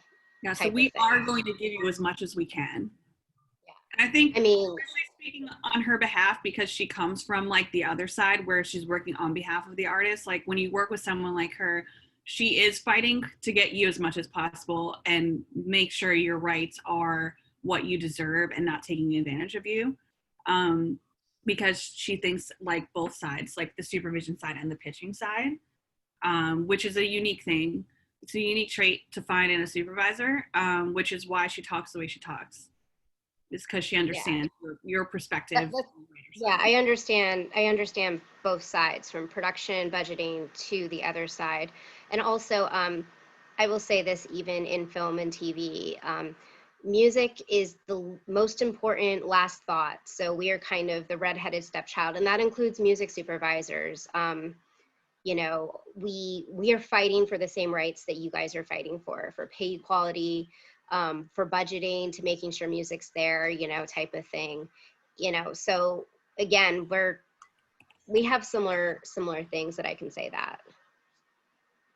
Yeah, we do not make commissions, you know, at all. No, I do not get a commission. If someone says, you know, if you're signed to a sync company and they get a commission, that is entirely different. That is your deal, because they are pitching on your music on your behalf. Or if you have a publisher or label, like, that's an entirely different thing. But if you're an independent artist and you pitch to me, I'm not going to be like, hey, Mike, give me 20% of the sync fee first. No, that's wrong. Or if you pay me $200, I guarantee you a sync placement. Like, that's unethical on so many reasons. And that's not a real music supervisor. So be very aware of who you're doing business with. And also read the contracts, please. Read the contracts whenever you're signing with anyone, whether it's a sync deal, a sync company, a publisher, a label, or even these online companies that pitch your music. Because I've heard some horrible stories about some of these third-party pitching companies that people don't read the contracts, and they actually gave away their intellectual property. And they tried to sue them and they lost, because per the contract, you gave them that right. Yeah, I've been helping out a music attorney who's trying to get all the due royalties for an artist who had a hit song in the 80s that everyone knows. And she was telling me what was happening, and I was like, oh my God. Because I used it, I cleared it, but then I couldn't license it. And I found out why, because later on the attorney reached out and was like, here's what's happening. Can you help me? Do you have all this stuff? And I was like, yes, please go fight for this person to get all the money. I can't believe that the amount of stories you hear about people getting taken advantage of is surprising. And I feel like they take advantage because everyone really wants their music out there. So I hope that more people have faith that you can do it on your own. You really don't need a big major label behind you to become a major artist and get your music out there. You just need to start doing stuff like this and meeting people and just being available and, you know, and around having the conversations. I know that's easier said than done, especially right now in the world of like global pandemic, but. Yeah, and also the internet. Yeah. I talk to students all the time. They'll message me on Instagram, and if they ask real questions, I just voice memo them. I'm like, hi, nice to meet you. Ask away, you know? Especially right now, we do have more time and we are more available. So I'm personally more open to people talking to me rather than just saying, I want your email to send me music. I'm like, hi, I'm a person. I'm great. Nice to meet you. Thanks for asking. That's usually, if I respond how I'm going through something, I usually don't. But if you reach out and ask a question, say hi, human behind the Instagram DM, I will acknowledge you and I will say, hey, what's up? You know, there's so much power given to the title of music supervisor that I think people forget that we're humans behind the title. It's just a job title. At the end of the day, I'm going home right now. Like, my biggest concern is, when am I going to see my family again? Not like, what's the next Vogue license? Like, that's not my priority. So like, you know, if you don't treat me like that, I'm not going to respond. But I am very responsive. I am very reachable, and most of us are. But you have to remember, like, it's just a job title. We're not magicians. There's nothing fancy behind it. And if somebody does go, oh, I'm a music supervisor, then don't give them that attention. You know, there are some like not nice people out there, but most of there's some are nice. Yeah, and you know, it's just about having your business. There was a question about exclusive versus non-exclusive. So, okay, I'm gonna put my publisher brain on real quick. And so when you sign with a sync rep, a publisher or label, it's better to be exclusive because, one, they have the incentive to really work your music, because if you're non-exclusive, they're like, they have to fight for their commission. And also, you know, your stuff is everywhere. You know, if you have an exclusive deal with someone, you know, you can ask them for a pitch report. Where have you pitched my music? You know where your licenses are coming from. You know who to follow up if you haven't been paid. You know, there's all those things. If you're non-exclusive, yes, it seems cool that people have other things, but then it's your responsibility. I mean, whether you're signed or not signed, it's still a business. You should be asking for pitch reports from your reps. Where have you pitched my music? So you can see how much they're actively pitching you. You should ask them for a report of any income that's come. If you got a sync request and you never heard anything, it's your job to follow up. It's not their job to tell you, hey, I've been pitching your, like, it's not their job. You need to stay on top of your business. So for exclusive from a publisher standpoint or a sync rep or a label or whatever, it makes more business sense for them to be exclusive. And I get the pros and cons for both. As a music supervisor, this has happened to me. People have non-exclusive deals. I got pitched it 3 different places. I don't know where to clear it. I actually replaced a song that I love that would have gotten used, but 3 different companies told me, oh, it's one stop. And I was like, who legally can do this? Because at the end of the day, I have to protect my producer and my production company. That's why, you know, when we say, oh, like on my website, I don't take unsolicited material, because I don't know if legally it's buttoned up. Because even if you sign saying something, it's one stop, and it comes back that there was a Warner Chappell writer on there, and, you know, it goes through a lawsuit. Do you know who gets blamed? Me. And I have worked years to have these relationships, that I'm not going to put my reputation in jeopardy of that. So when I get 3 different companies say it's one stop with us, I'm like, nope, I'm going to replace it, because I, you know, even if the paperwork is figured out, I just was like, this does not make me feel good. Like, I got to replace it, because this is my reputation. This is my career. I've worked for over 10 years. I'm not going to put it for some song that I don't know, you know? So I don't know if it answers Abby's question, but, you know, just again, every position is unique and different. You need to ask yourself, what are my goals? What do I want to do with my music? You know, it's your business, however you want to run your business, your artist business. This is like really great advice that you guys are, you know, mentioning to us here, which I also wanted to move along to the Q&A, because I see a lot of people have so many questions that they have for you guys. So before we get started on the Q&A, first and foremost, thank you for you both for just answering some of the questions that, you know, I had provided. But again, I'm looking at the group chat right now. I know there's so many questions. I guess I'm going to kind of briefly explain how we're going to do the Q&A, just so everyone gets a chance to ask a few questions. So I know we're kind of a little bit, as far as timing goes, we're a little bit over the time, but it's okay. We're going to try and answer as many questions as we can. But I just want everyone in the audience just to be mindful about the time. And I know there's so many people on this call. So again, we're going to try to answer as many questions as we can. How we're going to do it, I'm basically going to call on whoever. You can unmute yourself, and everyone, I also advise that everyone stays mute unless you're called on. And we're going to get through some questions, and then afterwards we're going to do a little networking and our panel is done. Yeah. So let's start off with some questions. Yeah. I'm going to skim through the group chat. Can I step in really quickly? Yeah, of course. Jessica and Jennifer, also, I know that we had scheduled, oh, by the way, I'm Alexi, I'm the CEO and founder of Finessed Media. So thank you so much for joining us. I know we had said that you were scheduled to stay on with us until 1:30. How are you both doing on time? Fine, whatever you guys need, I'm here, it's fine. I don't even know, yeah, 1:30. I was like, wait, that's like I'm like, oh, East Coast, that's why. Oh, yeah, sorry. So fine, we can hang out.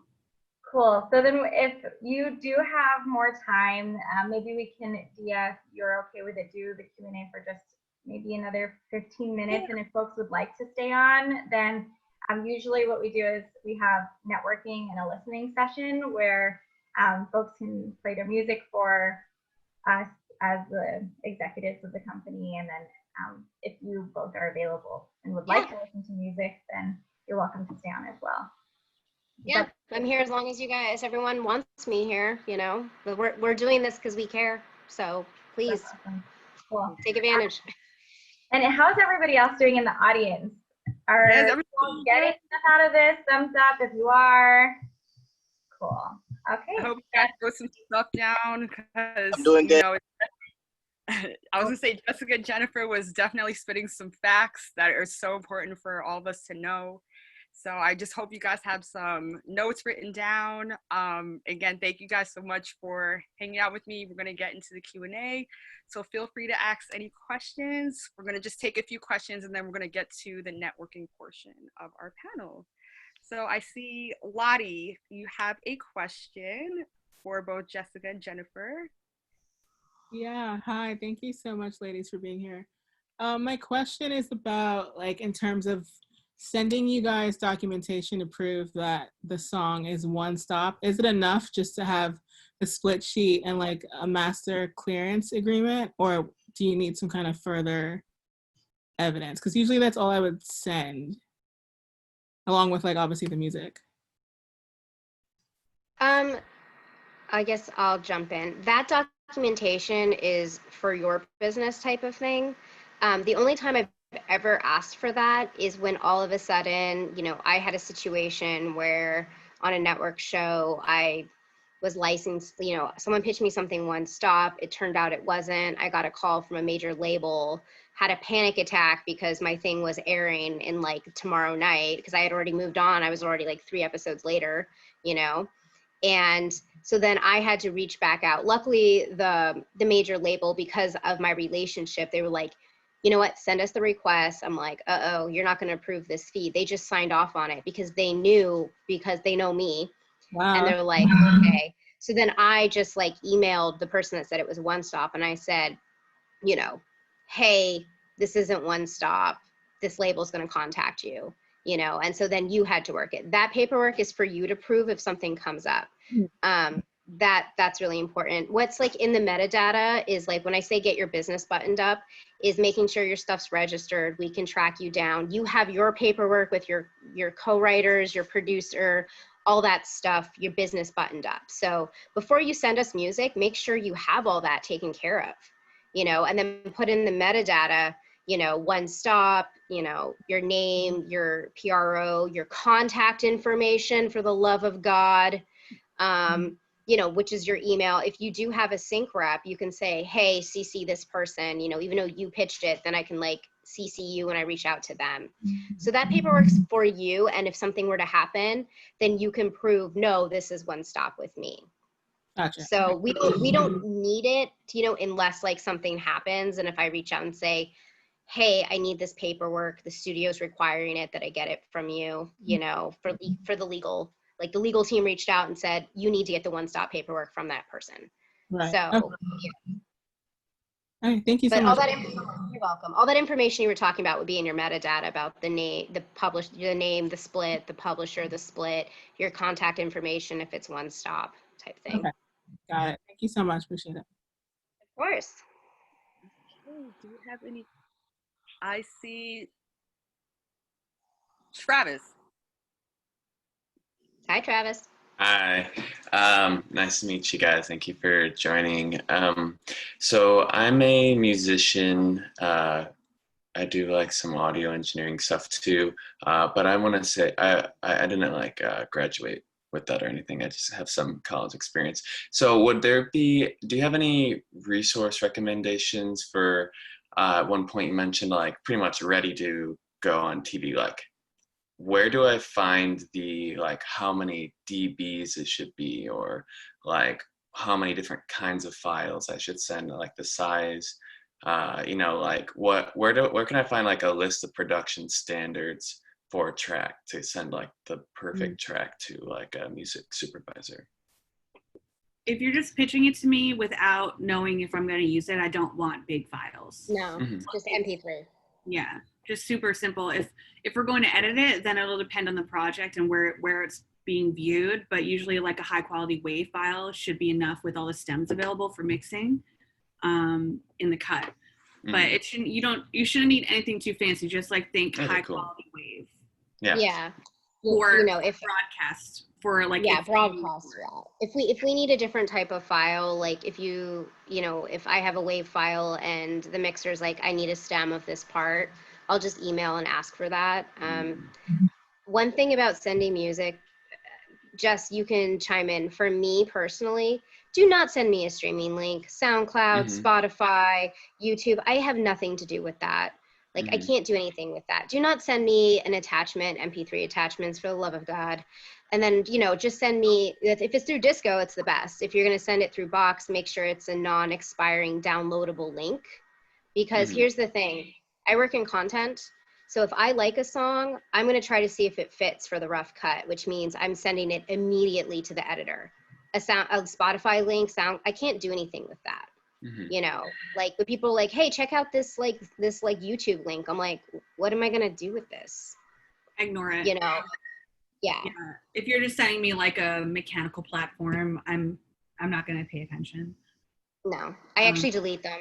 Yeah, that's right. I'm going on record. I delete them because obviously, one, you didn't read my website. You didn't do your research on me. And two, I met you at a panel and I know for a fact I said that, which means you don't listen, which means I don't really trust that your business is buttoned up. So delete. Okay. Well, thank you so much. You're welcome. For clearing that up for me. Thank you, guys. Great question, Travis. We're going to take a few more questions. Also, feel free to ask away in the chat. I'm going to try and scroll and see. Okay, we have a question from Ronisha. As a woman, do you feel you face a different set of challenges from your male counterparts? Always. Always. Always. Always. I just had this issue come up. Yeah, me too. Yeah, we're limited in every way, always. And I'm a white female, so there's that going forward, you know, like it sucks. It sucks that it's still a thing. It sucks that you are treated differently just because of your gender.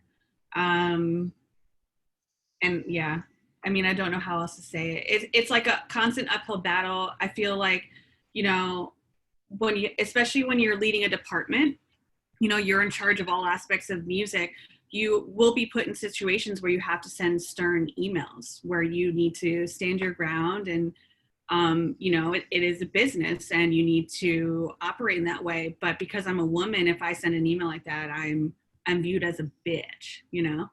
But if a man does it, it's fine. And they do it all the time. But I send, you know, stuff like that where you're treated differently because you're female, like, oh, you're emotional. Oh, you're this, you're that. It's like, no, like, this was illegal for you to post this video with the commercial tracking in. That's, we might get sued. That's all I'm saying. But cool. I'm emotional. You know, stuff like that. So it's unfortunate. It's unfortunate. For me, it's sometimes there's a lot of old school people, whether it's network, showrunners, editors, music editors. I worked on a film where the editor, he was extremely horrible. He talked down to me. I don't know what I'm doing, except I've been doing it for 10 years and you're a visual editor. You know nothing about music. Locked me out of the mixing sessions, wouldn't tell me when they were, you know. I had to fight to be able to do my job. And you know, again, I'm a Jewish white woman and, you know, this is a thing. Music supervisors, the good thing about music supervision is out of all the different types of, you know, percentages of fields, we have the highest of female. It's not that high, but if you look at between like female producers, you know, all these different things, we're higher does not mean we are, you know, we're a higher percentage, which looks yay, but really if you look at the grand scheme of things, it's still really, really low. And out of that percentage, how many of us are actually recognized? Let's be honest. So, I mean, there's a lot of change on all fronts. And, you know, if you were to do the, you know, music supervisors of, you know, other backgrounds, it would be even smaller. So I think there's a lot of work to go no matter what field you're in, but we all have to kind of work together. So, you know, it's pretty crazy. I'm just going to answer one question real quick about a sync rep that was in the chat. So one thing about sync reps that you are also paying for is that they already have these relationships with networks, with music supervisors, with directors. That's what you're signing up for, is that they have access to those things. So if a sync rep that I work with all the time sends me an indie brand new artist, I don't have to ask them questions. I already know it's going to be fine because they've been in the business a long time. I've worked with them with a long time. It doesn't mean I don't work with indie artists, but when I work with indie artists, it's such a marathon for me to get there, for them to win my trust. because I am putting my reputation and my business and my, I don't want to be blacklisted because someone told me something and my production got sued. And guess what? I've been working with this director for 7 years and now they won't hire me. And no one will hire me because of that mistake. So, I mean, that's just something to think about. You make decisions for your own craft. And these are things you have to think about. Maybe give up a little bit more of a percentage, but guess what? They're the ones doing the active pitching. But again, you still have to be like, I need a sync pitch report. I need, I would ask for a sync pitch report if you work with a rep quarterly. Yeah. There's a lot of artists who, if you work with a third party, they will split their songs up between agents to see who's really pitching their music and who's actually getting them results. So like, if you stay exclusive because of all the reasons she explained earlier, a way to still test people out is to be exclusive, but not your entire catalog in one place. So see and get the pitch reports, see who's getting you licenses and see who's getting results, and then when your deals are up, take all of your catalog and push it there because they're the ones who actually are supporting you and your business. So that's a way to like start out when you're exploring new people and new companies. Yeah, and remember, I know musicians and artists get so excited. A sync rep wants me, I'm gonna get sync placement, and you give them all the power. Actually, you have the power. Remember that. You actually have the power because you created the content that makes them money.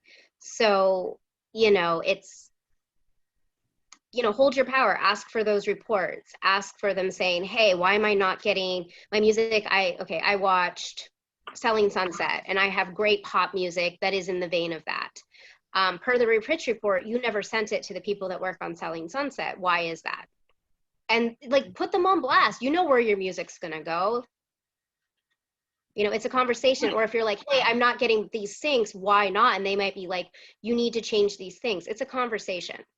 Don't just give it to them and walk away. Like, stay on them. Yeah, it's your business. At the end of the day, like, I feel like that's the bridge that you need to, as an artist, feel comfortable walking between both sides. Is like, sometimes when you're a musician, you're so in the craft and so creative that you forget that if you're going to be managing your own business, you don't have somebody else handling it for you. You need to go on the other side of that bridge and not forget, but remove yourself from the creative side where you are protective and you're like, this is my art. Remove that, step away for a bit and go, hey, have you supported me in my business? Have you pitched my music? Like, I asked you about this music supervisor, this project. Like, did they give you any feedback? Have you heard anything? And that's okay. That's the whole point. So remember, if you are supporting yourself and representing yourself, that you are in charge of what happens and what's the outcome with your music and your catalog. Hey, when I worked at Cobalt, we had, managers, catalogs, artists, writers ask for feedback on stuff. And it was part of my job to give them feedback. It was part of my job. So it is what it is, type of thing. All right, Dia, back to you. I just saw that question. I thought a lot of people would kind of want to hear that. Because it's funny because I see a question in the chat and I was definitely going to ask that. So you beat me to it. So thank you. So we're going to probably take 2 more questions and then we can get to the networking part. I'm going to take 1 question from the Zoom audience and I'm going to also take 1 last question from the group chat. So we will go with the Zoom audience first. So does anyone have any questions? Antonio. Hey, okay. I appreciate you guys hearing me out. I'm sorry. I wanted to ask, so for stuff like the Wu-Tang show on Netflix and you see other kinds of rap media, are you the people who we would approach in order to write for stuff like that, those freestyles or things like that? It depends. Sometimes for those shows, they will, hit up certain managers, catalogs, reps and say, hey, we have a new show, we're going to bring in writers. Sometimes it's music contractors, agents. We hit up a lot of agents as well. It just depends, especially for something like Hulu. Again, for those things, it depends on also what the network requires. Sometimes they say we only are hiring people through an agent because it's hip hop and legalities. Sometimes, for example, the shows like Empire, Nashville, the music supervisor would send a brief to all the publishers and sync agents and labels and say, I have a new show with writing opportunities. I'm putting together a camp, you know, type of thing. So I've hit up an independent, you know, again, someone I've known for 12 years who's a writer. They wrote me a song, an end credit song for a project, but that was because of my personal relationship with them. But for those types of big shows, there's definitely a protocol, you know, type of thing. Like if I have an original song written for one of my shows, I do hit up the publishers first, the sync agents first, the agents, because I need all the business buttoned up, because I have to turn in those contracts and figure out those stuff. Because, you know, sometimes as an independent songwriter, you don't know what type of contracts you need to sign. You don't know what the splits need to look like. They also negotiate the deal, like something like Empire in Nashville, I believe, if I remember correctly, took your publishing. So what does that look like? You know, there's different deals that go with it. So there's like extra layers. It's not just creative. It's a lot of business first and then creative second a lot of times. And for something like a music show too, I'm sure that they are having a very, very heavy say, and they might only want to be working with whoever they typically work with when they're making music, that show. Like there's definitely no way that like RZA is not involved in this at all, you know? So he's probably just going to his friends who he normally produces, and they probably write for a ton of other artists and stuff. Yeah. All the other business in general. So it'll small in that hole too. So it is very difficult to break into those types of shows. Yeah, for the Hulu show, one of the main writers is like Crooked Eye, which is obviously well known and stuff like that. So or King Crooked now, forgive me. But so what I'm hearing is that the main way to do it is go through a business channel, like a sync agent, business, a talent agent, or a publisher. Yeah. And if you're a rapper, try to find a company, if you're going to look that specializes in that genre, because like hip hop in itself and rap is it is such, like when you say hip hop and you say rap, I'm sure you know exactly what I mean when I say this, that is such a generic term for the genre. So you want to find someone who will understand what your specific music is and can represent you in the correct way. Because there are people who say they have hip hop and they send it to me and I'm like, this is not, that's not hip hop. Yeah, that's why what I asked for. Sorry about that. That's why I asked about the Wu-Tang show, because I'm more the lyrical miracle kind, which is why I was geared towards that. But I appreciate the info. You got it. So we're going to take one last question. And Mike, I saw you before. What was it that you would like to ask? Hey, ladies, can you guys hear me good? Yep. Thanks, Jen and Jess. I appreciate it. Basically, long story short, just been like busting my ass for like 3 years, getting good at producing and writing. And I pitched my first song to like a sync rep company over like something like this last week. And they bit and they sent me an email that they want to represent it. And it's for a pretty good music supervisor. But I just wanted to know like ballpark cuts. Like, I don't want to say the exact percentage they were offering me, but can you give me like kind of like a ballpark of what like a sync rep usually will offer you for something like that? So you said they're a great music supervisor, but they have a catalog. What's the more info? Are they saying that they want to pitch the song to a music supervisor and that they're a sync rep? Yes. Or are they a music supervisor that signs music because they also have a publishing catalog? It's a sync rep that wants to pitch me to the music suit. Got it. I mean, I think it just depends on what you're comfortable with. I firmly believe that they should not, first of all, they should not touch your publishing at all, because they're repping just to pitch your music. So they should never, ever touch your intellectual property. Yes. I think if it's, 15 to 25% max of the sync fee only. If they're asking for 50% of the sync fee, I would push back. Yeah. Okay. I just feel like it's like max 25. I'm getting like something a little bit higher than that, but maybe I should. I mean, some people do 35. I've seen 35. Again, it just depends on the sync rep company. It depends on their track record, and also, are they just having that one song, or are they pitching you all the way? It's just for this one song, non-exclusive for the one song I pitched. Brian's here? Oh, Brian, are you here? Hey, Brian. Yeah. Yeah. Hey, hi, buddy. Brian. Brian. It's long story short, man. I thought we were on East Coast. Well, it's the East Coast time. I thought it was 12 Pacific. It's on me. My apologies. Hey, everybody. It's good to see everybody. I've been here the whole time. I was just really, really quiet, but logged off and not here at all. You should have cut us off. Yeah, cut us off. No, please. No, I'm not. No, this is good. Y'all are doing great things. Yeah, I think that was kind of the rest of my question too, if you guys want to get back. Yeah. Well, yeah, I would just, have a conversation with them. Like, you know what? This is what I would do if I were an artist and looking at sync companies. I mean, I would ask them for a roster of stuff they currently have, and then also ask them for their placements in the last 2 years. Awesome.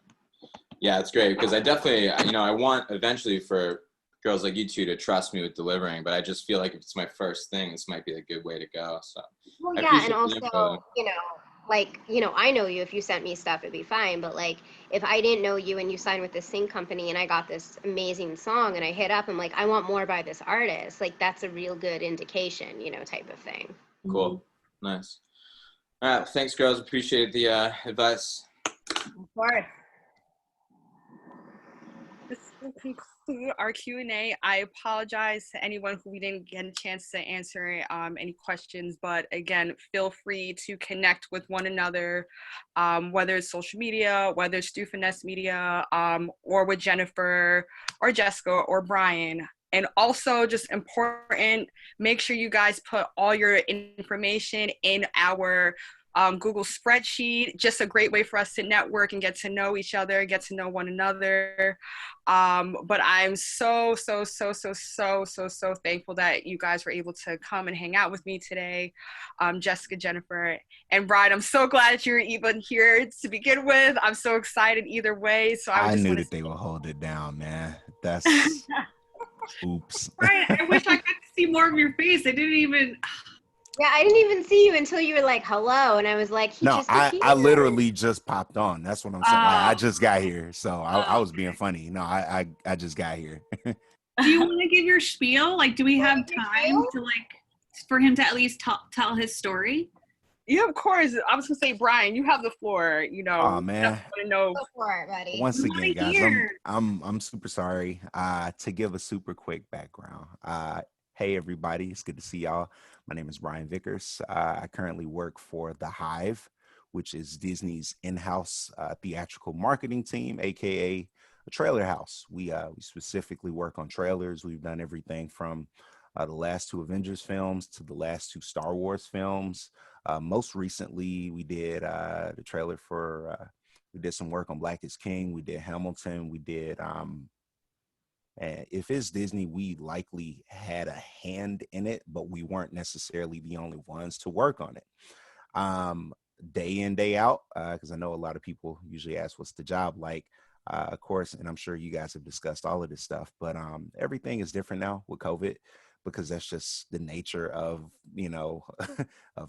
this post kind of COVID world. But I work from home, but more often than not, the difference in what I do versus a lot of music supervisors is we work specifically on the trailer side.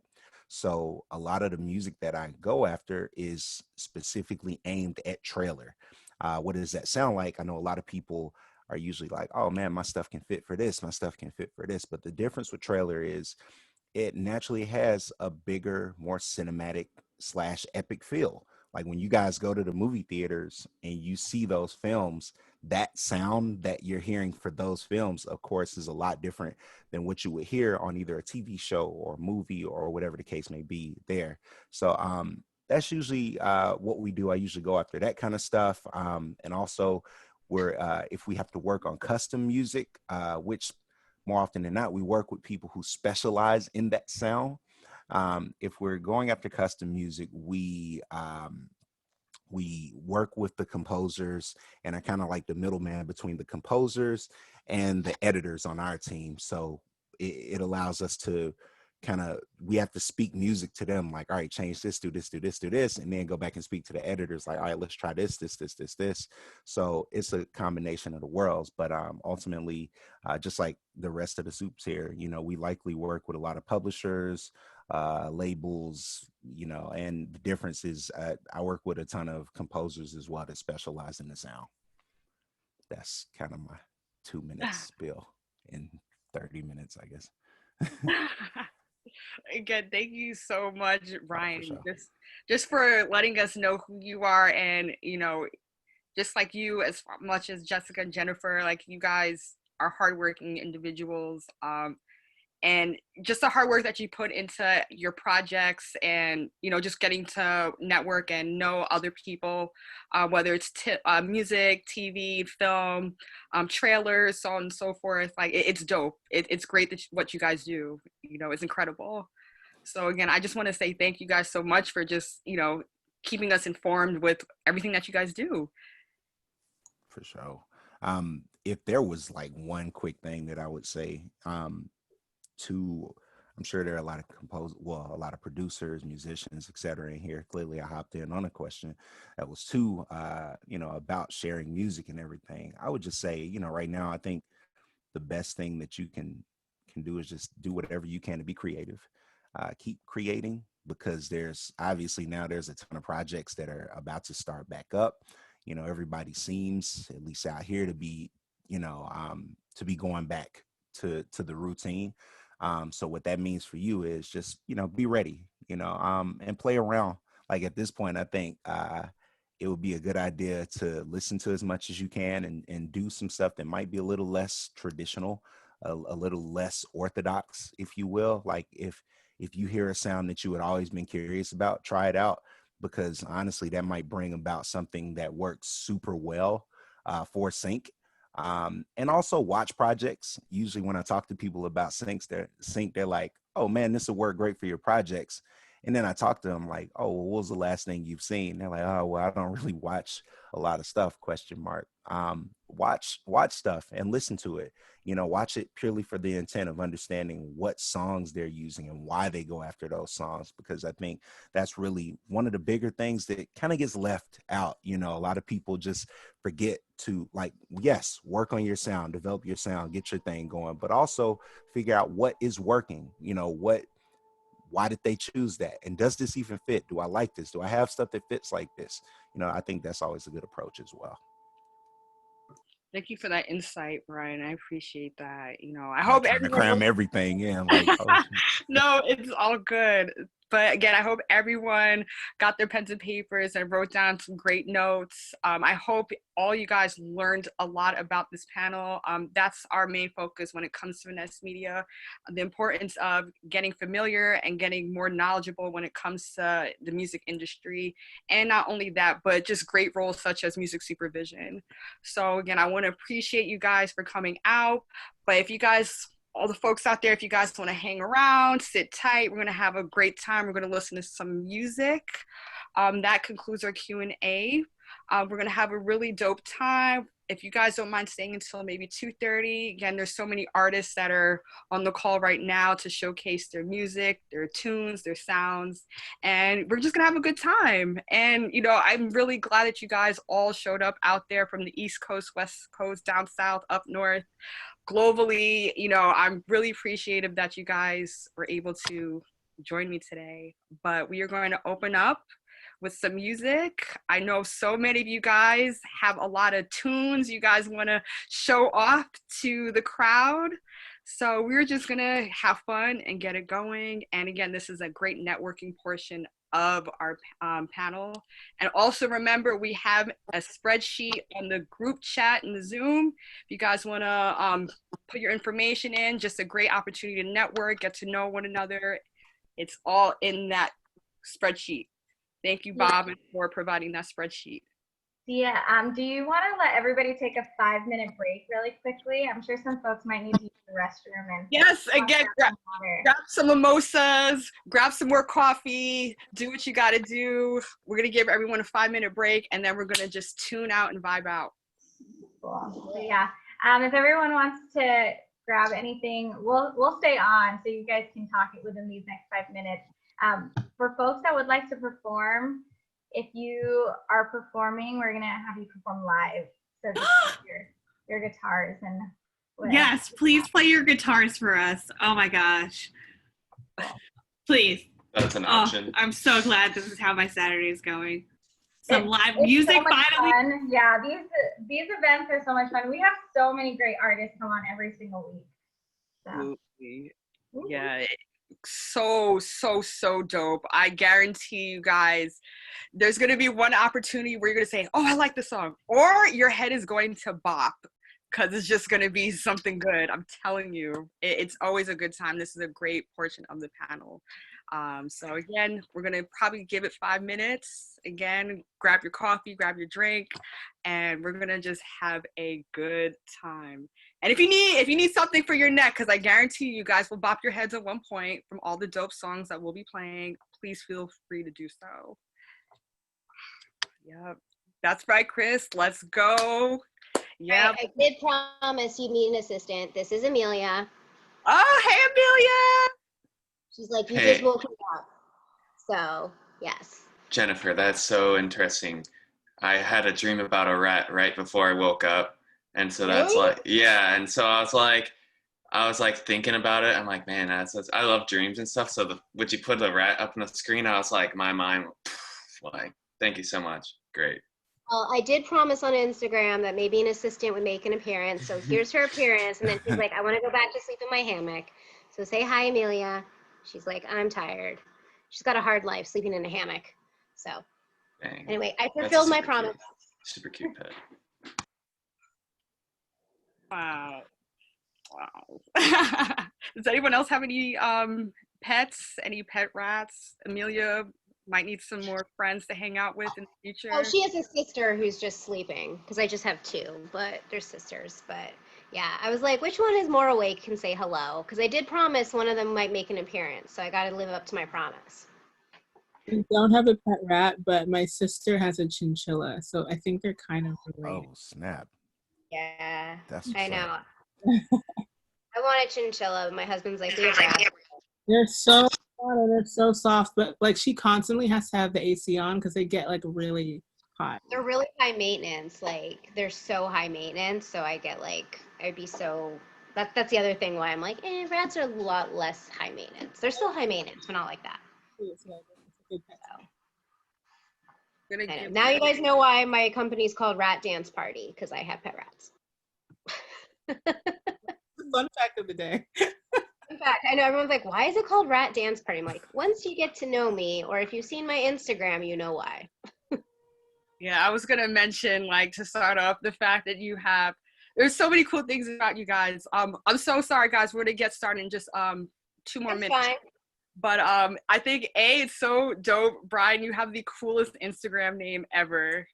Chad the Cool Cat.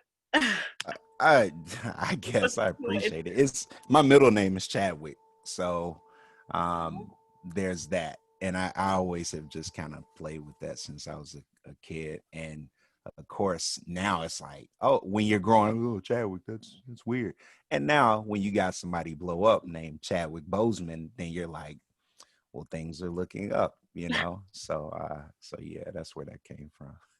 Right. And then Jess, the fact that you're also from the 845 area, super dope. And Jennifer, your rats are so cute. Amelia, so cute. Amelia and Jules. I know I'm quirky, but I own my quirky, so it's fine. Where's 845? It's like Poughkeepsie, Wappingers Falls, New York. Oh, like snap. Upstate from the city, but realistically, we are nowhere near upstate. It's downstate. Exactly. Downstate. Okay. We're downstate. Anything above Yonkers is upstate. I'm sorry. You take that back. So we are going to get started on our live music session. So I'm just kind of going to see basically who would like to go first, if you're willing to like raise your hand. But again, I ask that everyone puts their mics on mute unless you're called on, so then we can let you guys play your music. So, I see Chris. Can I share it? Like, can I share it through my phone, or do I need to play it off of my speaker? Make it a point so all of us can hear it loud and crisp. So I don't know if that's through your phone or through the speaker.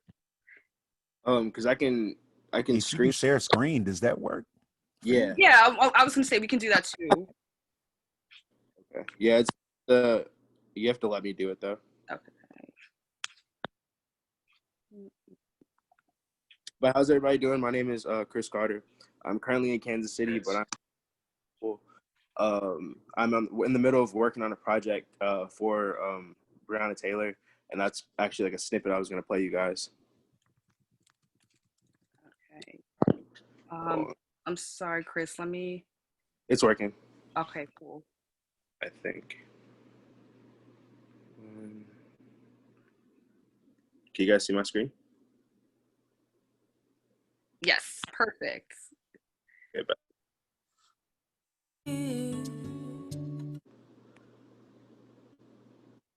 so we're here, so we breathe. When do we live? What do we fight for? I'm getting tired of this ongoing, everyday, constant routine. I can hear a bird song saying that it's too late for me to see. Where did all the time go? I used to be so. I'm honestly tired of thinking.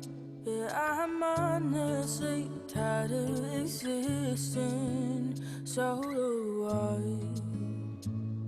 You try.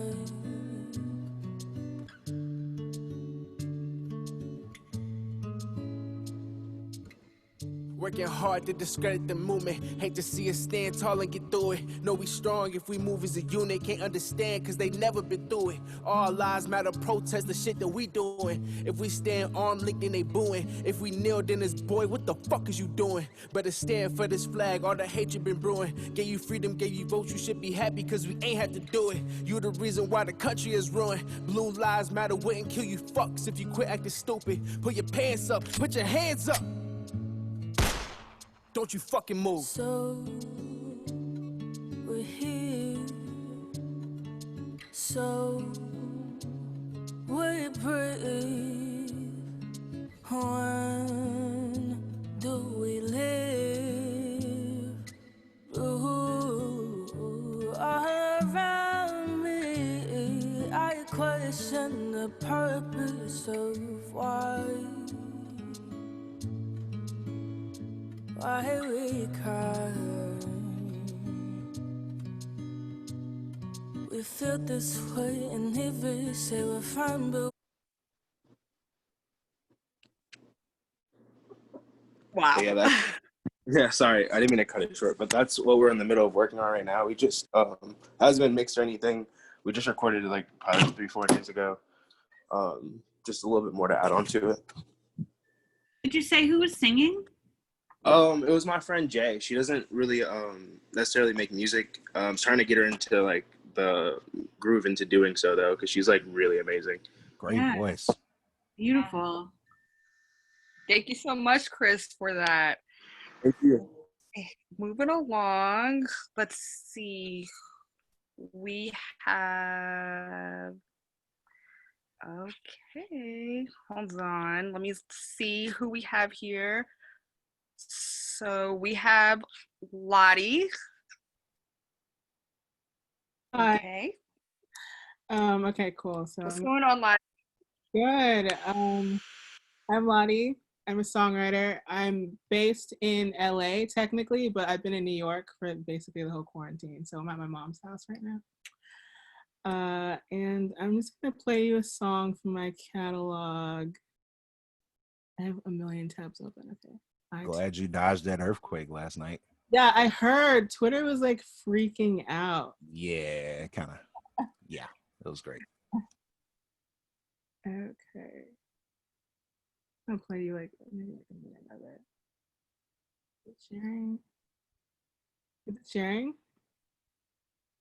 Yes. Okay, great.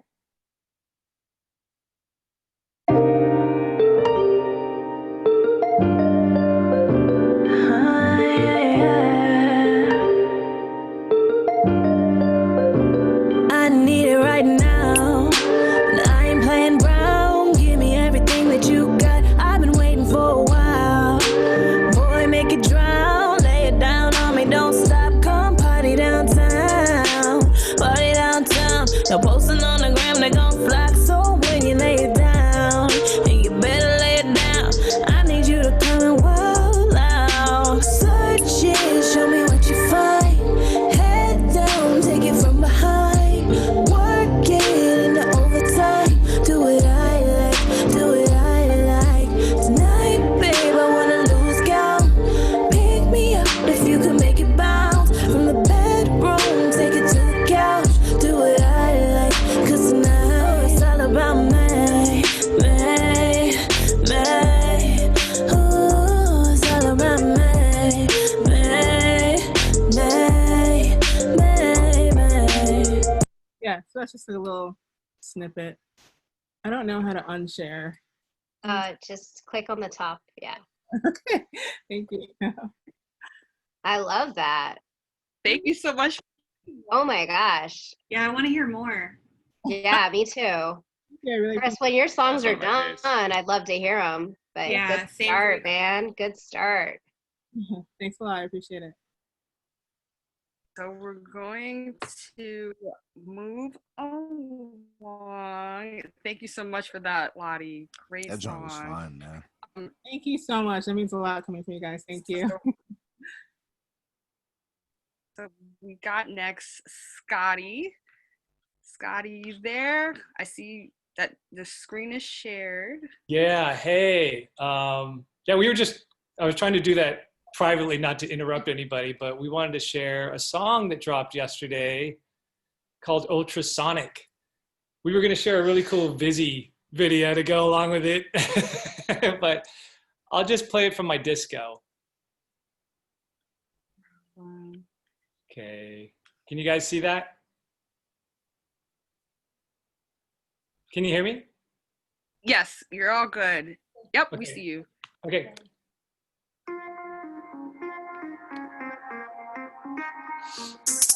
I'll make a sound you ain't never seen. Hit you in the chest like a laser beam. Send the tidal waves like gravity. Yeah, I run the universe like an alien queen. Boys, you better bow down. World, you better watch out. King, I'm taking that crown. I'm shaking it to the ground. Let me let you on ultrasonic. Smile sounds so stereotypic. Every word that's so melodic. That's why I'm so exotic. Take my hips, that's so hypnotic. Keep on being honest, I promise I ain't got it. Ultrasonic.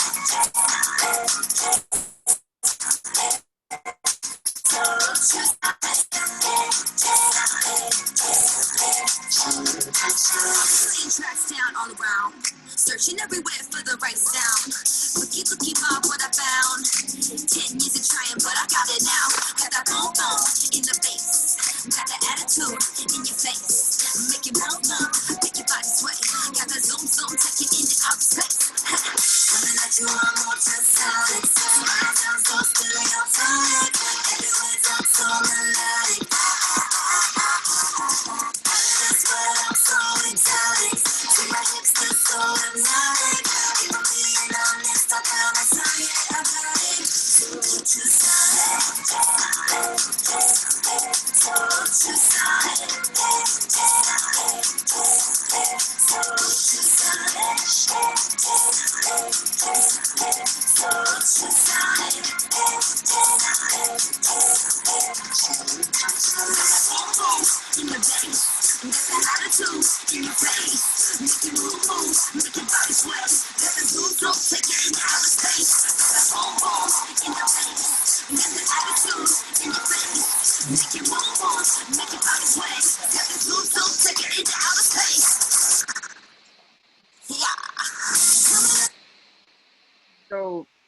so much for that.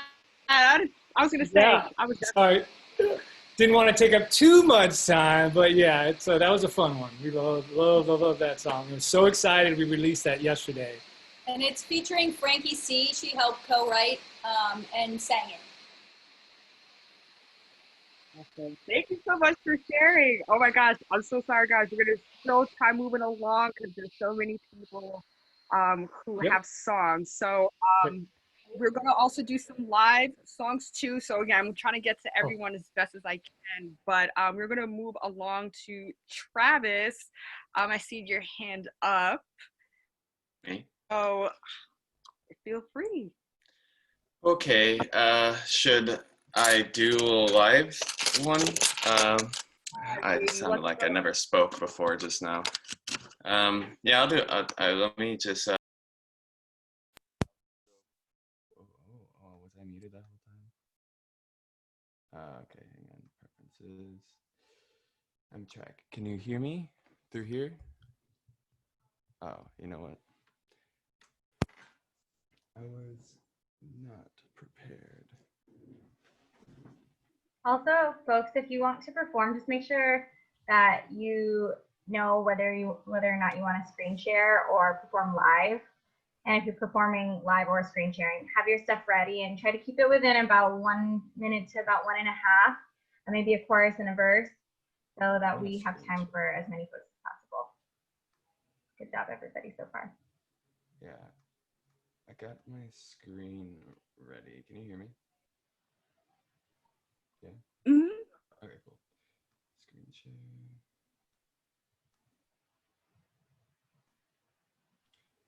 You'll probably see tabs at the top about dream symbolism. That's what I was Googling this morning. So this is a song I wrote. So I'll play about 1.5 minutes of it. Let me start that again. Oh my.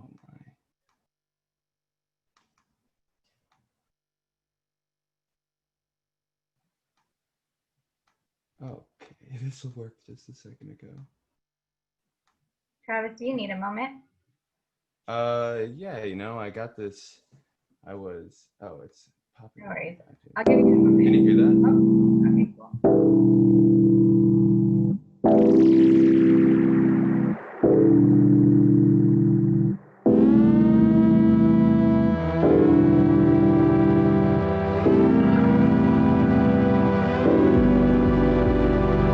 I can't tell if it's fake. I can't tell if I can relate so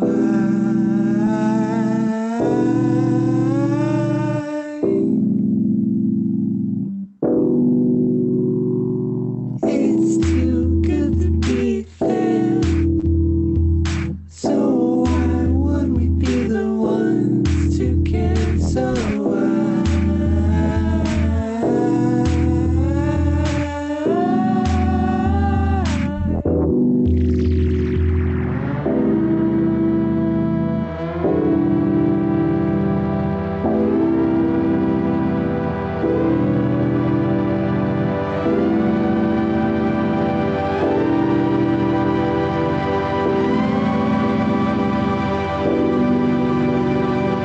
it shouldn't be this hard to get along. It shouldn't be this way when we can't relate. It shouldn't be this hard. We should get along. I wanna hear you say, stay another day. It shouldn't be this hard. Okay, that's it.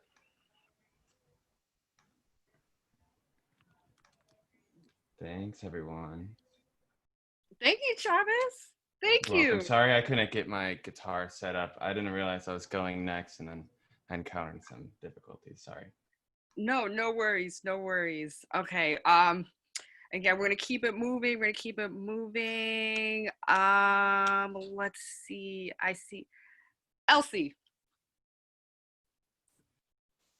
All right. Hey guys. I am LA based. I am an artist, songwriter.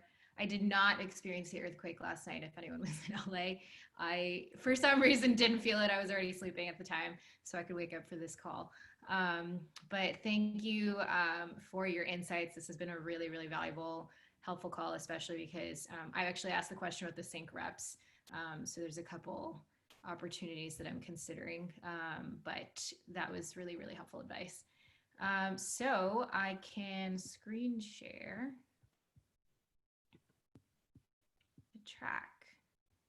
Okay, so yeah, this is a track that I have already released, and in my mind, it's got a very cinematic sort of, if you watch Black Mirror, like a San Junipero vibe.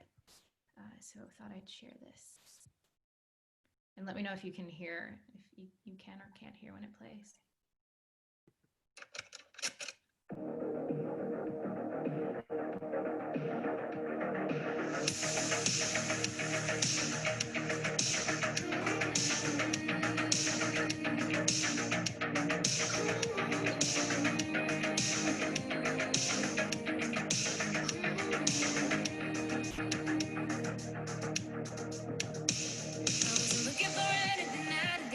Just a missionary, nowhere to go. Like a rolling stone, just conquering the great unknown. I'm a habit of heaven, nothing but road. Going through signs, make it up as we go. Blink of an eye, we're already home.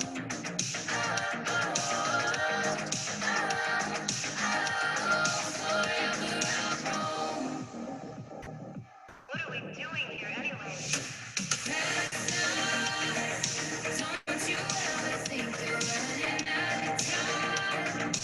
Every vision's turning into bird's eyes, and I don't wanna stop this ride.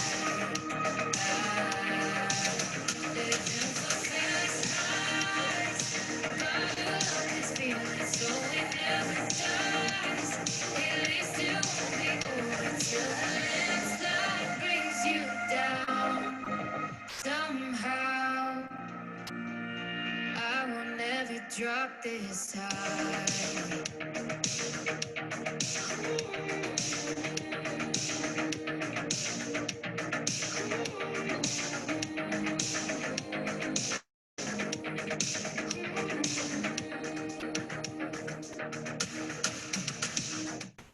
All right, I'll stop it there.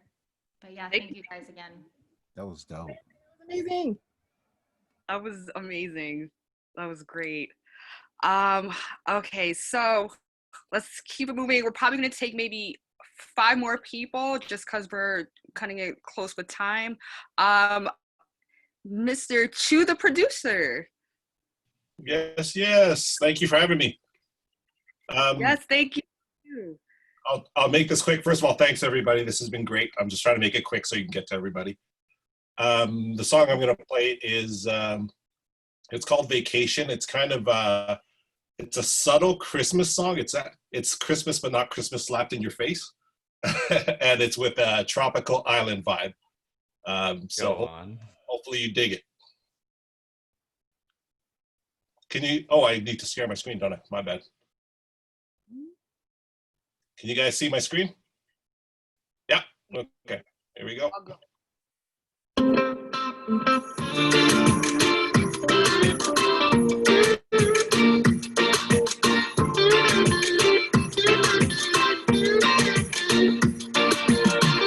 I sit here contemplating what I'm missing. I can hear the silent night when I listen. You are the best gift in my life. It's like time is frozen when we're kissing. I look into your eyes as they glisten. You're rare like each flake falling from the sky. When every day is like a holiday, I don't feel the need to wanna get away. You are my tropical island. You are my airplane to fly in. You are my mica, you are my sunshine, you are my dancing in the moonlight. You're my sangria, my senorita, you are la isla bonita. You're my paradise in Ibiza. Yeah, you're my vacation when I need you. 1, you're like a partridge, make me wanna sing. 2, you're my turtle dove, love me eternally. 3, you're my French hen, you're my best friend. 4, I'm your calling bird, you just say the word. Every day is like a holiday. I don't feel the need to wanna get away. You are my tropical island. You are my airplane to fly in. You are my tide. You are my sunshine. You are my dancing in the moonlight. You're my sangria, my señorita. You are la isla bonita. You're my paradise in Ibiza. Yeah, you're my vacation when I need ya. When I need to get away. This is dope. Thank you. Thank you so much for sharing. Thank you for having me. I appreciate it. Thank you for that. Does anyone have any live music, guitar, live instruments? You know, so I see Mike. I don't know if I saw that hand of yours. I'm so sorry, guys. Again, I'm trying to get to everyone as best as I can. But Mike, if you wanna use that guitar of yours, play some nice tunes for a little bit. It's a little acoustic one I wrote. I'll just play you like a verse and a chorus or something, okay? You build me up, then you tear me down. All that love I thought I found. You build me up just to tear me down. All that love I thought I found in you. So I was thinking about all of the days we'd sit around. No money to our names, no food in our stomachs, but we love what we were doing and where we're bound. It's just that essence of life, the trials of living, the freedoms we get, and the love that we're giving. But as I walk down in the dark of the night, I look to the stars underneath that street light. 'Cause you build me up, then you tear me down. All that love I thought I'd found. You build me up just to tear me down. All that love I thought I'd found in you. That's kind of it for now. He was ready. No, I was ready. That was dope. Thank you so much. Yeah, no worries, guys. Hope you liked it. Record that one if you haven't already. Yeah, I'm on it, dude. Like probably today or tomorrow. Thank you so much. Thank you so much. So we're gonna take 4 more, and then again, I'm so sorry, guys, but again, we always have these weekly panels, so you can always showcase your music. So, I cannot pronounce your name right. Please correct me. Iskrin Mylov? Did I say that right? Dude, that was actually really good. Oh. The last name is Mihailo, but yeah, it's very Eastern European. Gotcha. All right, let me try and share this bad boy. Mm-hmm.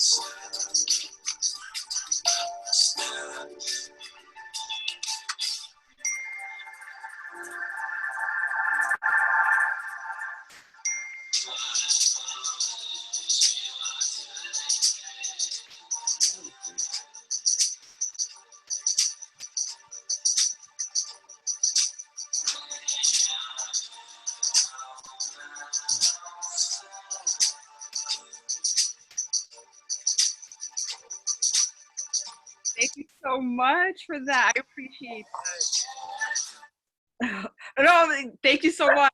I'm gonna say thank you. No worries. Thank you guys. We are going to, again, guys, there's so many people who I'm trying to get to everyone as best as humanly possible.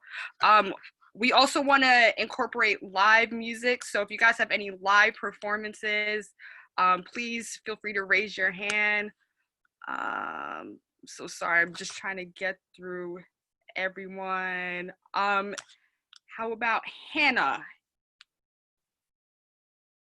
Hannah? Yeah, hi guys. Do you hear me? Yeah, we can hear you. Oh, hi everyone. Yes, hi Jess and Jennifer and Brian. Thank you so much for signing on Instagram. This was fun. I'm manager of the indie rock band Niches, and I wanted to play you some live. We recorded it yesterday. We have a live stream for our fans, just like we have it now. And I will share my screen now. Okay.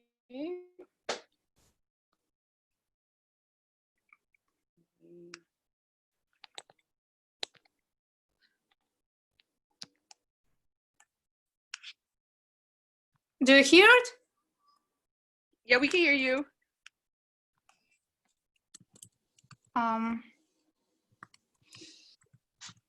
And do you hear the music? Don't hear the music, but we hear you. Oh my gosh. Do you want us to come back once you get situated? I guess I just don't know how to correctly share the screen for iPhone. Okay, guys, you can just continue what you do and just pick the next person. Hannah, once you get situated and settled, just feel free to raise your hand. We can always get back to you. Okay, thank you so much. No problem. So Elaine, right? Hey, yeah, hey. I'm gonna share sound, and then play live. Sharing. Okay, can you hear me? Yeah, okay. So I just finished recording it yesterday. So I'm excited to release, but this is the live version.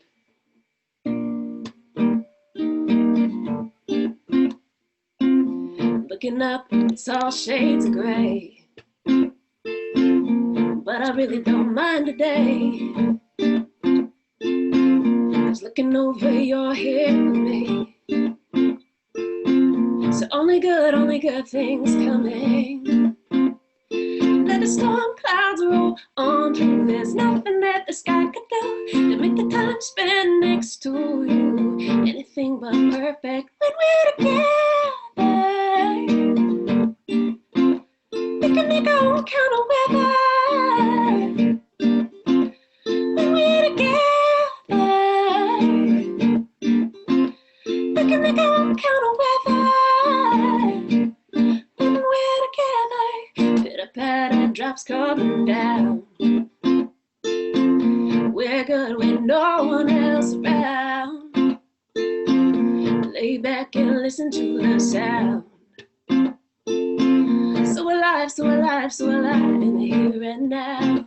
Let the storm clouds roll on through. There's nothing that the sky could do to make the time spend next to you anything but perfect. And if the rain comes, let it fall. The world could use it after all. And if we get soaked through to the bone, well, wouldn't it be worth it when we're together?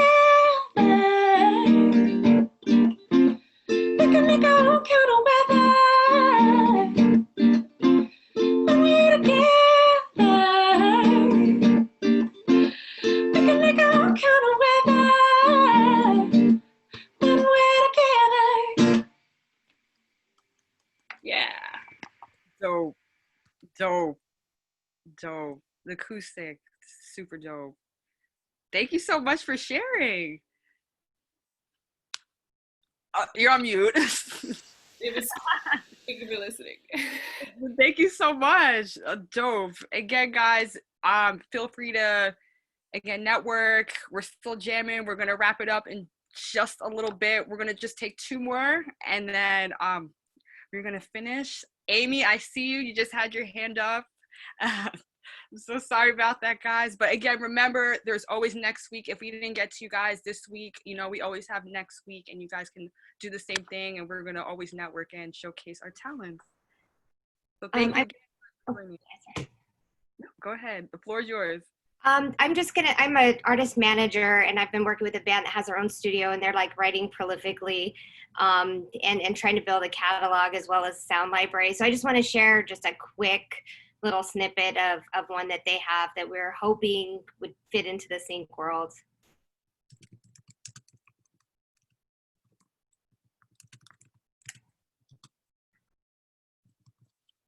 Can you hear it okay?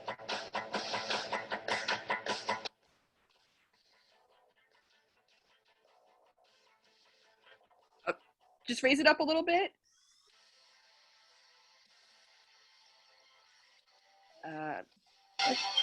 It's not coming through very well. Just stop the screen share and go to advanced settings. You can. Sorry, say that again. The audio is not coming through very well. If you stop the screen share and then share or go to advanced audio settings when you share it, you should be able to change it so that you're sharing the computer sound. Okay. We might have to, I'm not sure how to do that. So if you need to move on, that's okay.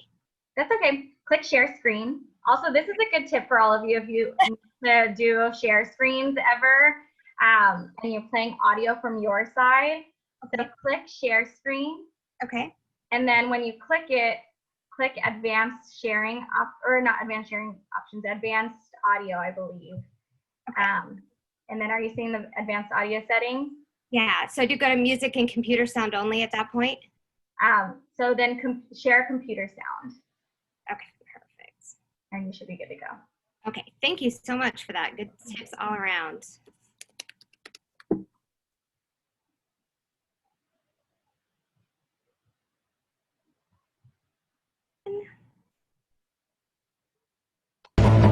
that better?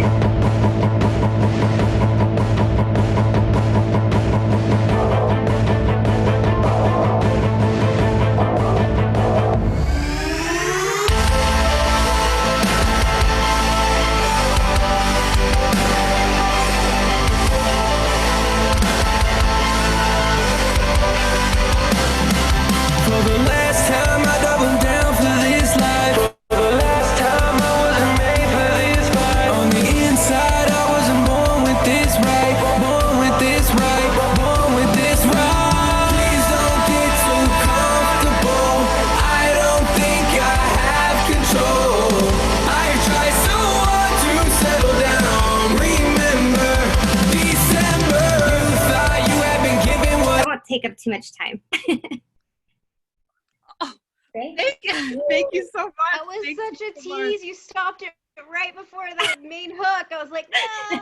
They're very big on choruses and pre-choruses. So we're wondering, like, if having those full pre-chorus and choruses doesn't really offer a lot of space for sync.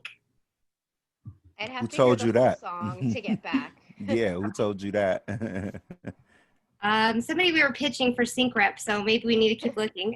I'm like, what are you talking about? Just what I heard. I was like, gimme more, gimme more. Yeah. I know, like I want to hear that build. Yeah. And if anything, like where depending on what you already have, like it's huge. So they can kind of use whatever they need, but it felt all really big, and sometimes what they need is in that pre-chorus. So sure, why not? Yeah, that was some hot stuff. I'm like, send it to me, please. Send. Hot. Absolutely. Yeah. Thank you very much. Thank you. So we're gonna have 2 more artists left. ZI says. How you say your own brother's name wrong? Super shout out to everybody. Super shout out to my sister, who apparently we're going to readdress that contractually after this. And Not purposely. I do a lot of different things, singer, songwriter, actor, etc. I'm gonna just play a jam, and I'm glad for that advanced settings thing. That's a great life hack, by the way, for everyone, for all future Zooms, because this is kind of where we are now. So yeah.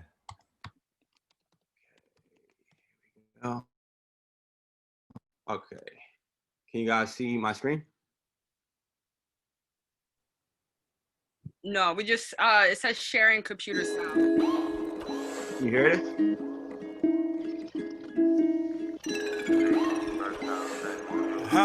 Yeah, you dead to me.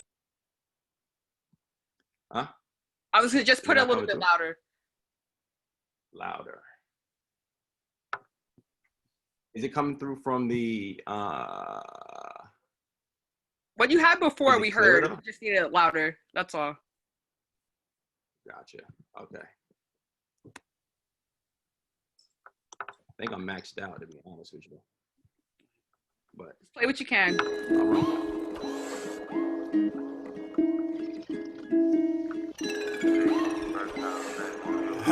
Yeah, you dead to me and I don't never grieve, no. Oh.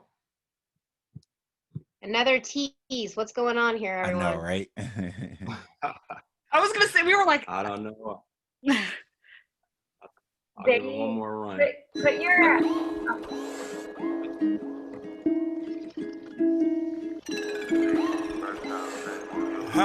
Yeah, you dead to me and I don't never grieve, no. No, you dead to me and I don't never grieve, no. Yeah, nah, you dead to me and I don't never grieve, no. You dead to me and I don't never grieve, no. Nah, I'm saying no. Look, my life is full of switch-siders. I need to teach a lesson. All I do is press them, then you know they start confessing. Wait a minute, I just need a couple seconds with them. If they acting funny money, then I gotta pay a visit. My name is why they never listen. Friends turn to enemies, now we don't never kick it. Used to be my dog, no sometimes you started tripping. Praying for my downfall, you ain't see the vision, never on the same page. I read you from beginning, I'm a man, I command every battle, so I'm winning. I ain't taking any prisoners, man, everything I'm killing, boy, I'm going undefeated. Let me pray that I'm forgiven, you don't get it though, You ain't living like the boy, I don't sleep. I'm getting messages from numbers I don't never keep. Non-believers talking about, now listen, I believe. You know you dead to me and I don't never breathe, no. Nah, you dead to me and I don't never breathe, no. Nah, you dead to me and I don't never breathe, no. Nah, yeah, you dead to me and I don't never breathe, no.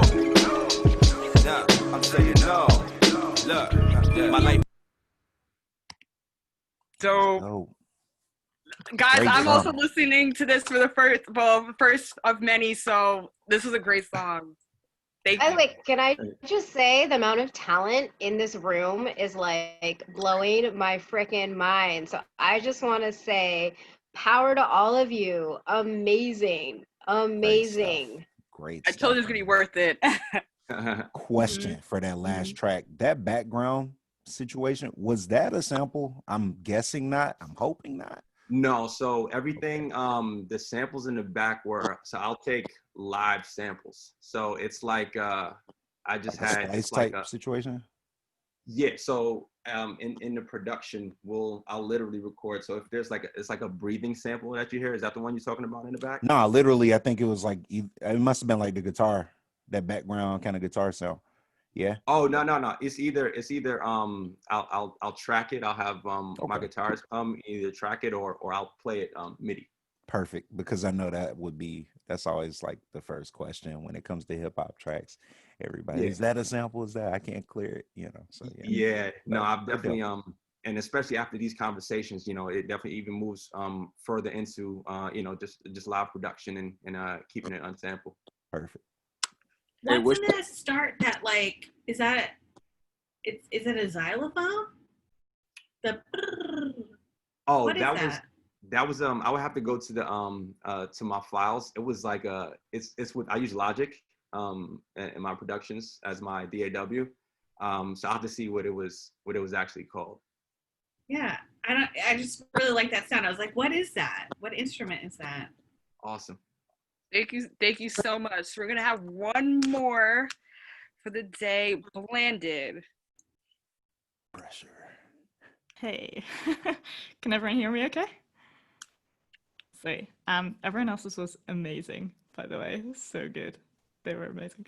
I'm just gonna do a little bit of one of my songs. I haven't released it yet, but it's called Fool's Gold. So I'm on the piano if you can't see me, but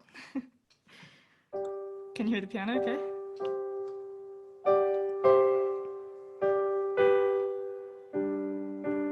Bitter taste of cocaine, lost control again. I feel it in the morning rain, the sweet regrets of life unchanged. And I know it can't be so, and yet this feeling grows. Found solace in your fool's gold. It's all I've ever known.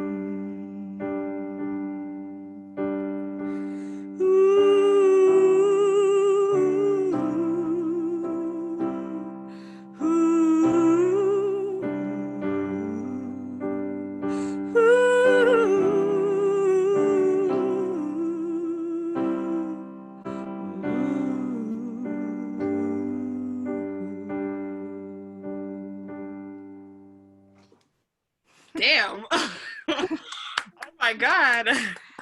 How is that recorded? Like, I hear it very moody and ethereal with like these like haunting backing harmonies. Yeah. Especially the ooh, is that what it sounds like? Because that's what I want it to sound like in my head. Not that it wouldn't sound good any other way. But that's just in my head. I'm like, I need to put some more production through it as well, but I want those harmonies and then like a kind of a lone kind of high electric guitar doing some like really mournful stuff over the top. Yes. Mm-hmm. And naturally, I always, and you guys have probably heard me make this note, some of you guys on different panels and everything, but I personally would love to hear it with some strings. I think it'd be really, really, really pretty with like some strings underneath, and even like no drums, because I know a lot of times we have a habit of wanting everything to be full, but sometimes it just doesn't need that. Like for something like that, if you put just like either a bass on it or some strings, like that'll do it.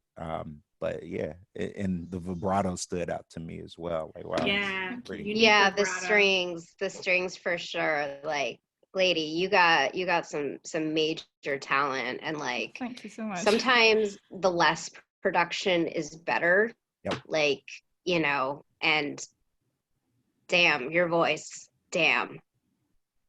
That's all I gotta say. Yeah, they use a lot of that kind of stuff all over. Yeah, I was like, what do you mean it's not done? I want it now. Like that's Brian's laughing. That's all music supervisors. No, I want it now. I need it now. Yep. What's going on? Yep. Yesterday. I need it yesterday. Yesterday. That's awesome. Thank you and guys by the so way, much. I thank you for that. I know as we're kind of wrapping up, like I saw somebody mention it earlier. Yes. I hope all of you guys, as you're recording, are keeping all of your stems. Keep all your stems, keep everything organized, keep everything sorted out so that if and when people reach out, that you already have everything readily accessible. Because I know that's a thing. Sometimes when we get stuff like what we just heard, somebody might say, man, I just want just the vocal here. And then I want to bring everything else and just kind of paste the song out, you know? So yeah, I always recommend keeping, you know, I don't know if you guys mentioned this already. If you did, please forgive me. But yeah, that's a big thing. Yeah, and also make sure you get your instrumentals. I can't tell you how many people are like, I have to ask my producer. I'm like, why don't you just have it? Oh man, yep. Dude, the worst. I'm like, you're killing me, Smalls, man. Just stop. Just always have your stuff. But yeah, please keep in touch, everyone. Seriously, I am blown away by the talent in this room. And as Brian and Jess know, I'm a little particular about giving out my contact information. So yeah, I put that in the chat, and I'm serious. Like, when it's ready and you know what we talked about, send it over with a note and just remind me where I met you, because I'm like blown away with this talent, and everyone's gonna really go far and have a career. And whether you're a manager, composer, artist, whatever, like, keep creating, keep going. You guys are onto something. So thank you, Dia, for inviting me, because seriously, this is probably like a real, one of the best strong groups of different musicians and talent and managers that have a good ear that I've been Zoom wise in a while. And Zoom fatigue is real, just as real. Is right about that. That's why I always look tired. So thank you for playing and coming. And I just want to say, keep going. You guys are fantastic. Thank you. You know, I also want to say thank you all for just, again, hanging out with me. You know, to my panel, Brian, Jessica, and Jennifer, thank you so much for hanging out with me. You know, I hope everyone today was able to learn something, because I know I learned a lot. And, you know, I'm just so happy that, again, you guys were able to attend. Sorry we flooded you guys with promo, but it's all good because it was so worth it. You know, at the end of the day, hope everyone here can connect and network and get to know each other. You know, this is what Finesse Media is about. We're about building networking and community within the music industry. Or again, even if you're not in the music industry, you may know someone, building and connecting, you know, and moving on and moving forward. But I appreciate you guys so much for this panel. Thank you for coming out from all over. You know, Finesse Media, this is what we do, and we have such great talent. We have such a great team, and you know, this is one of so many panels that we have. And on top of that, make sure you guys, if you need any information as far as who was playing or anyone who was on this panel as well as the audience, check out that Google spreadsheet. Thank you, Robin, for posting it in the group chat, so it has everybody's Instagram information, email. And I'm just so happy. I'm so thankful that you guys were able to show up. So thank you so much, guys. I really appreciate your time. Yeah, can I say something really quick? Yes, Lexi, please. Cool. So first of all, thank you everybody for coming on to our call today. This is probably our 25th event in the last 6 months. We've had an event almost every week since April, beginning of April. And since we started, I mean, originally Finesse Media started as a hip-hop e-learning platform. And when COVID hit, we had to stop production. So we just pivoted into becoming a media platform for aspiring music artists and entrepreneurs. And since then, we've built our email list to over 500 people. So more than 500 people have attended our events. And we have now 8 people on our team as interns, as well as a couple of freelancers. So Dia, this was her first event that she's hosted, and we sold out. So thank you all so much for joining. And Dia, thank you so much for putting this on, because I hope everybody got something out of it. Throw a thumbs up if you got something out of it. Whatever it is, we always hope that you get something out of these events, and we hope to connect with you personally. So one of the reasons why we decided to do these events like this as opposed to having webinars is because we want you to be able to interact with each other. So hopefully you meet someone cool off of this event, you connect with a good artist, a manager, music supervisors. Also, Brian, Jennifer, and Jessica, you were amazing. So thank you so much for being a part of this. We're really grateful for you. But other than that, hopefully, I know this event was 2.5, almost 3 hours long, but hopefully you all got something out of it. If you'd like to connect with me, I know sometimes it can be scary to connect with CEOs, music executives, music supervisors, but I'm always open to talking. So if anyone ever wants to reach out to me personally, you're more than welcome to. Other than that, Dia, any last words before we head out? Thank you again so much for this event, guys. Thank you to my panel, Jessica, Brian, and Jennifer. Thank you guys so much again. This was a sold out event, so I appreciate the love. Oh my gosh, you guys don't understand how grateful it is. And just remember to, you know, keep in touch with us here at the Finesse Media team. We really appreciate it. All right, everybody. Hope you have a good weekend. Thanks so much for having me. Good to see you all. Yes, take care. Thank you. Thanks so much, everybody. Sorry I was late. No, you're great, Brian. No worries, no worries. Thank you again, guys. All right, logging you. out. Bye, guys. Bye. Bye.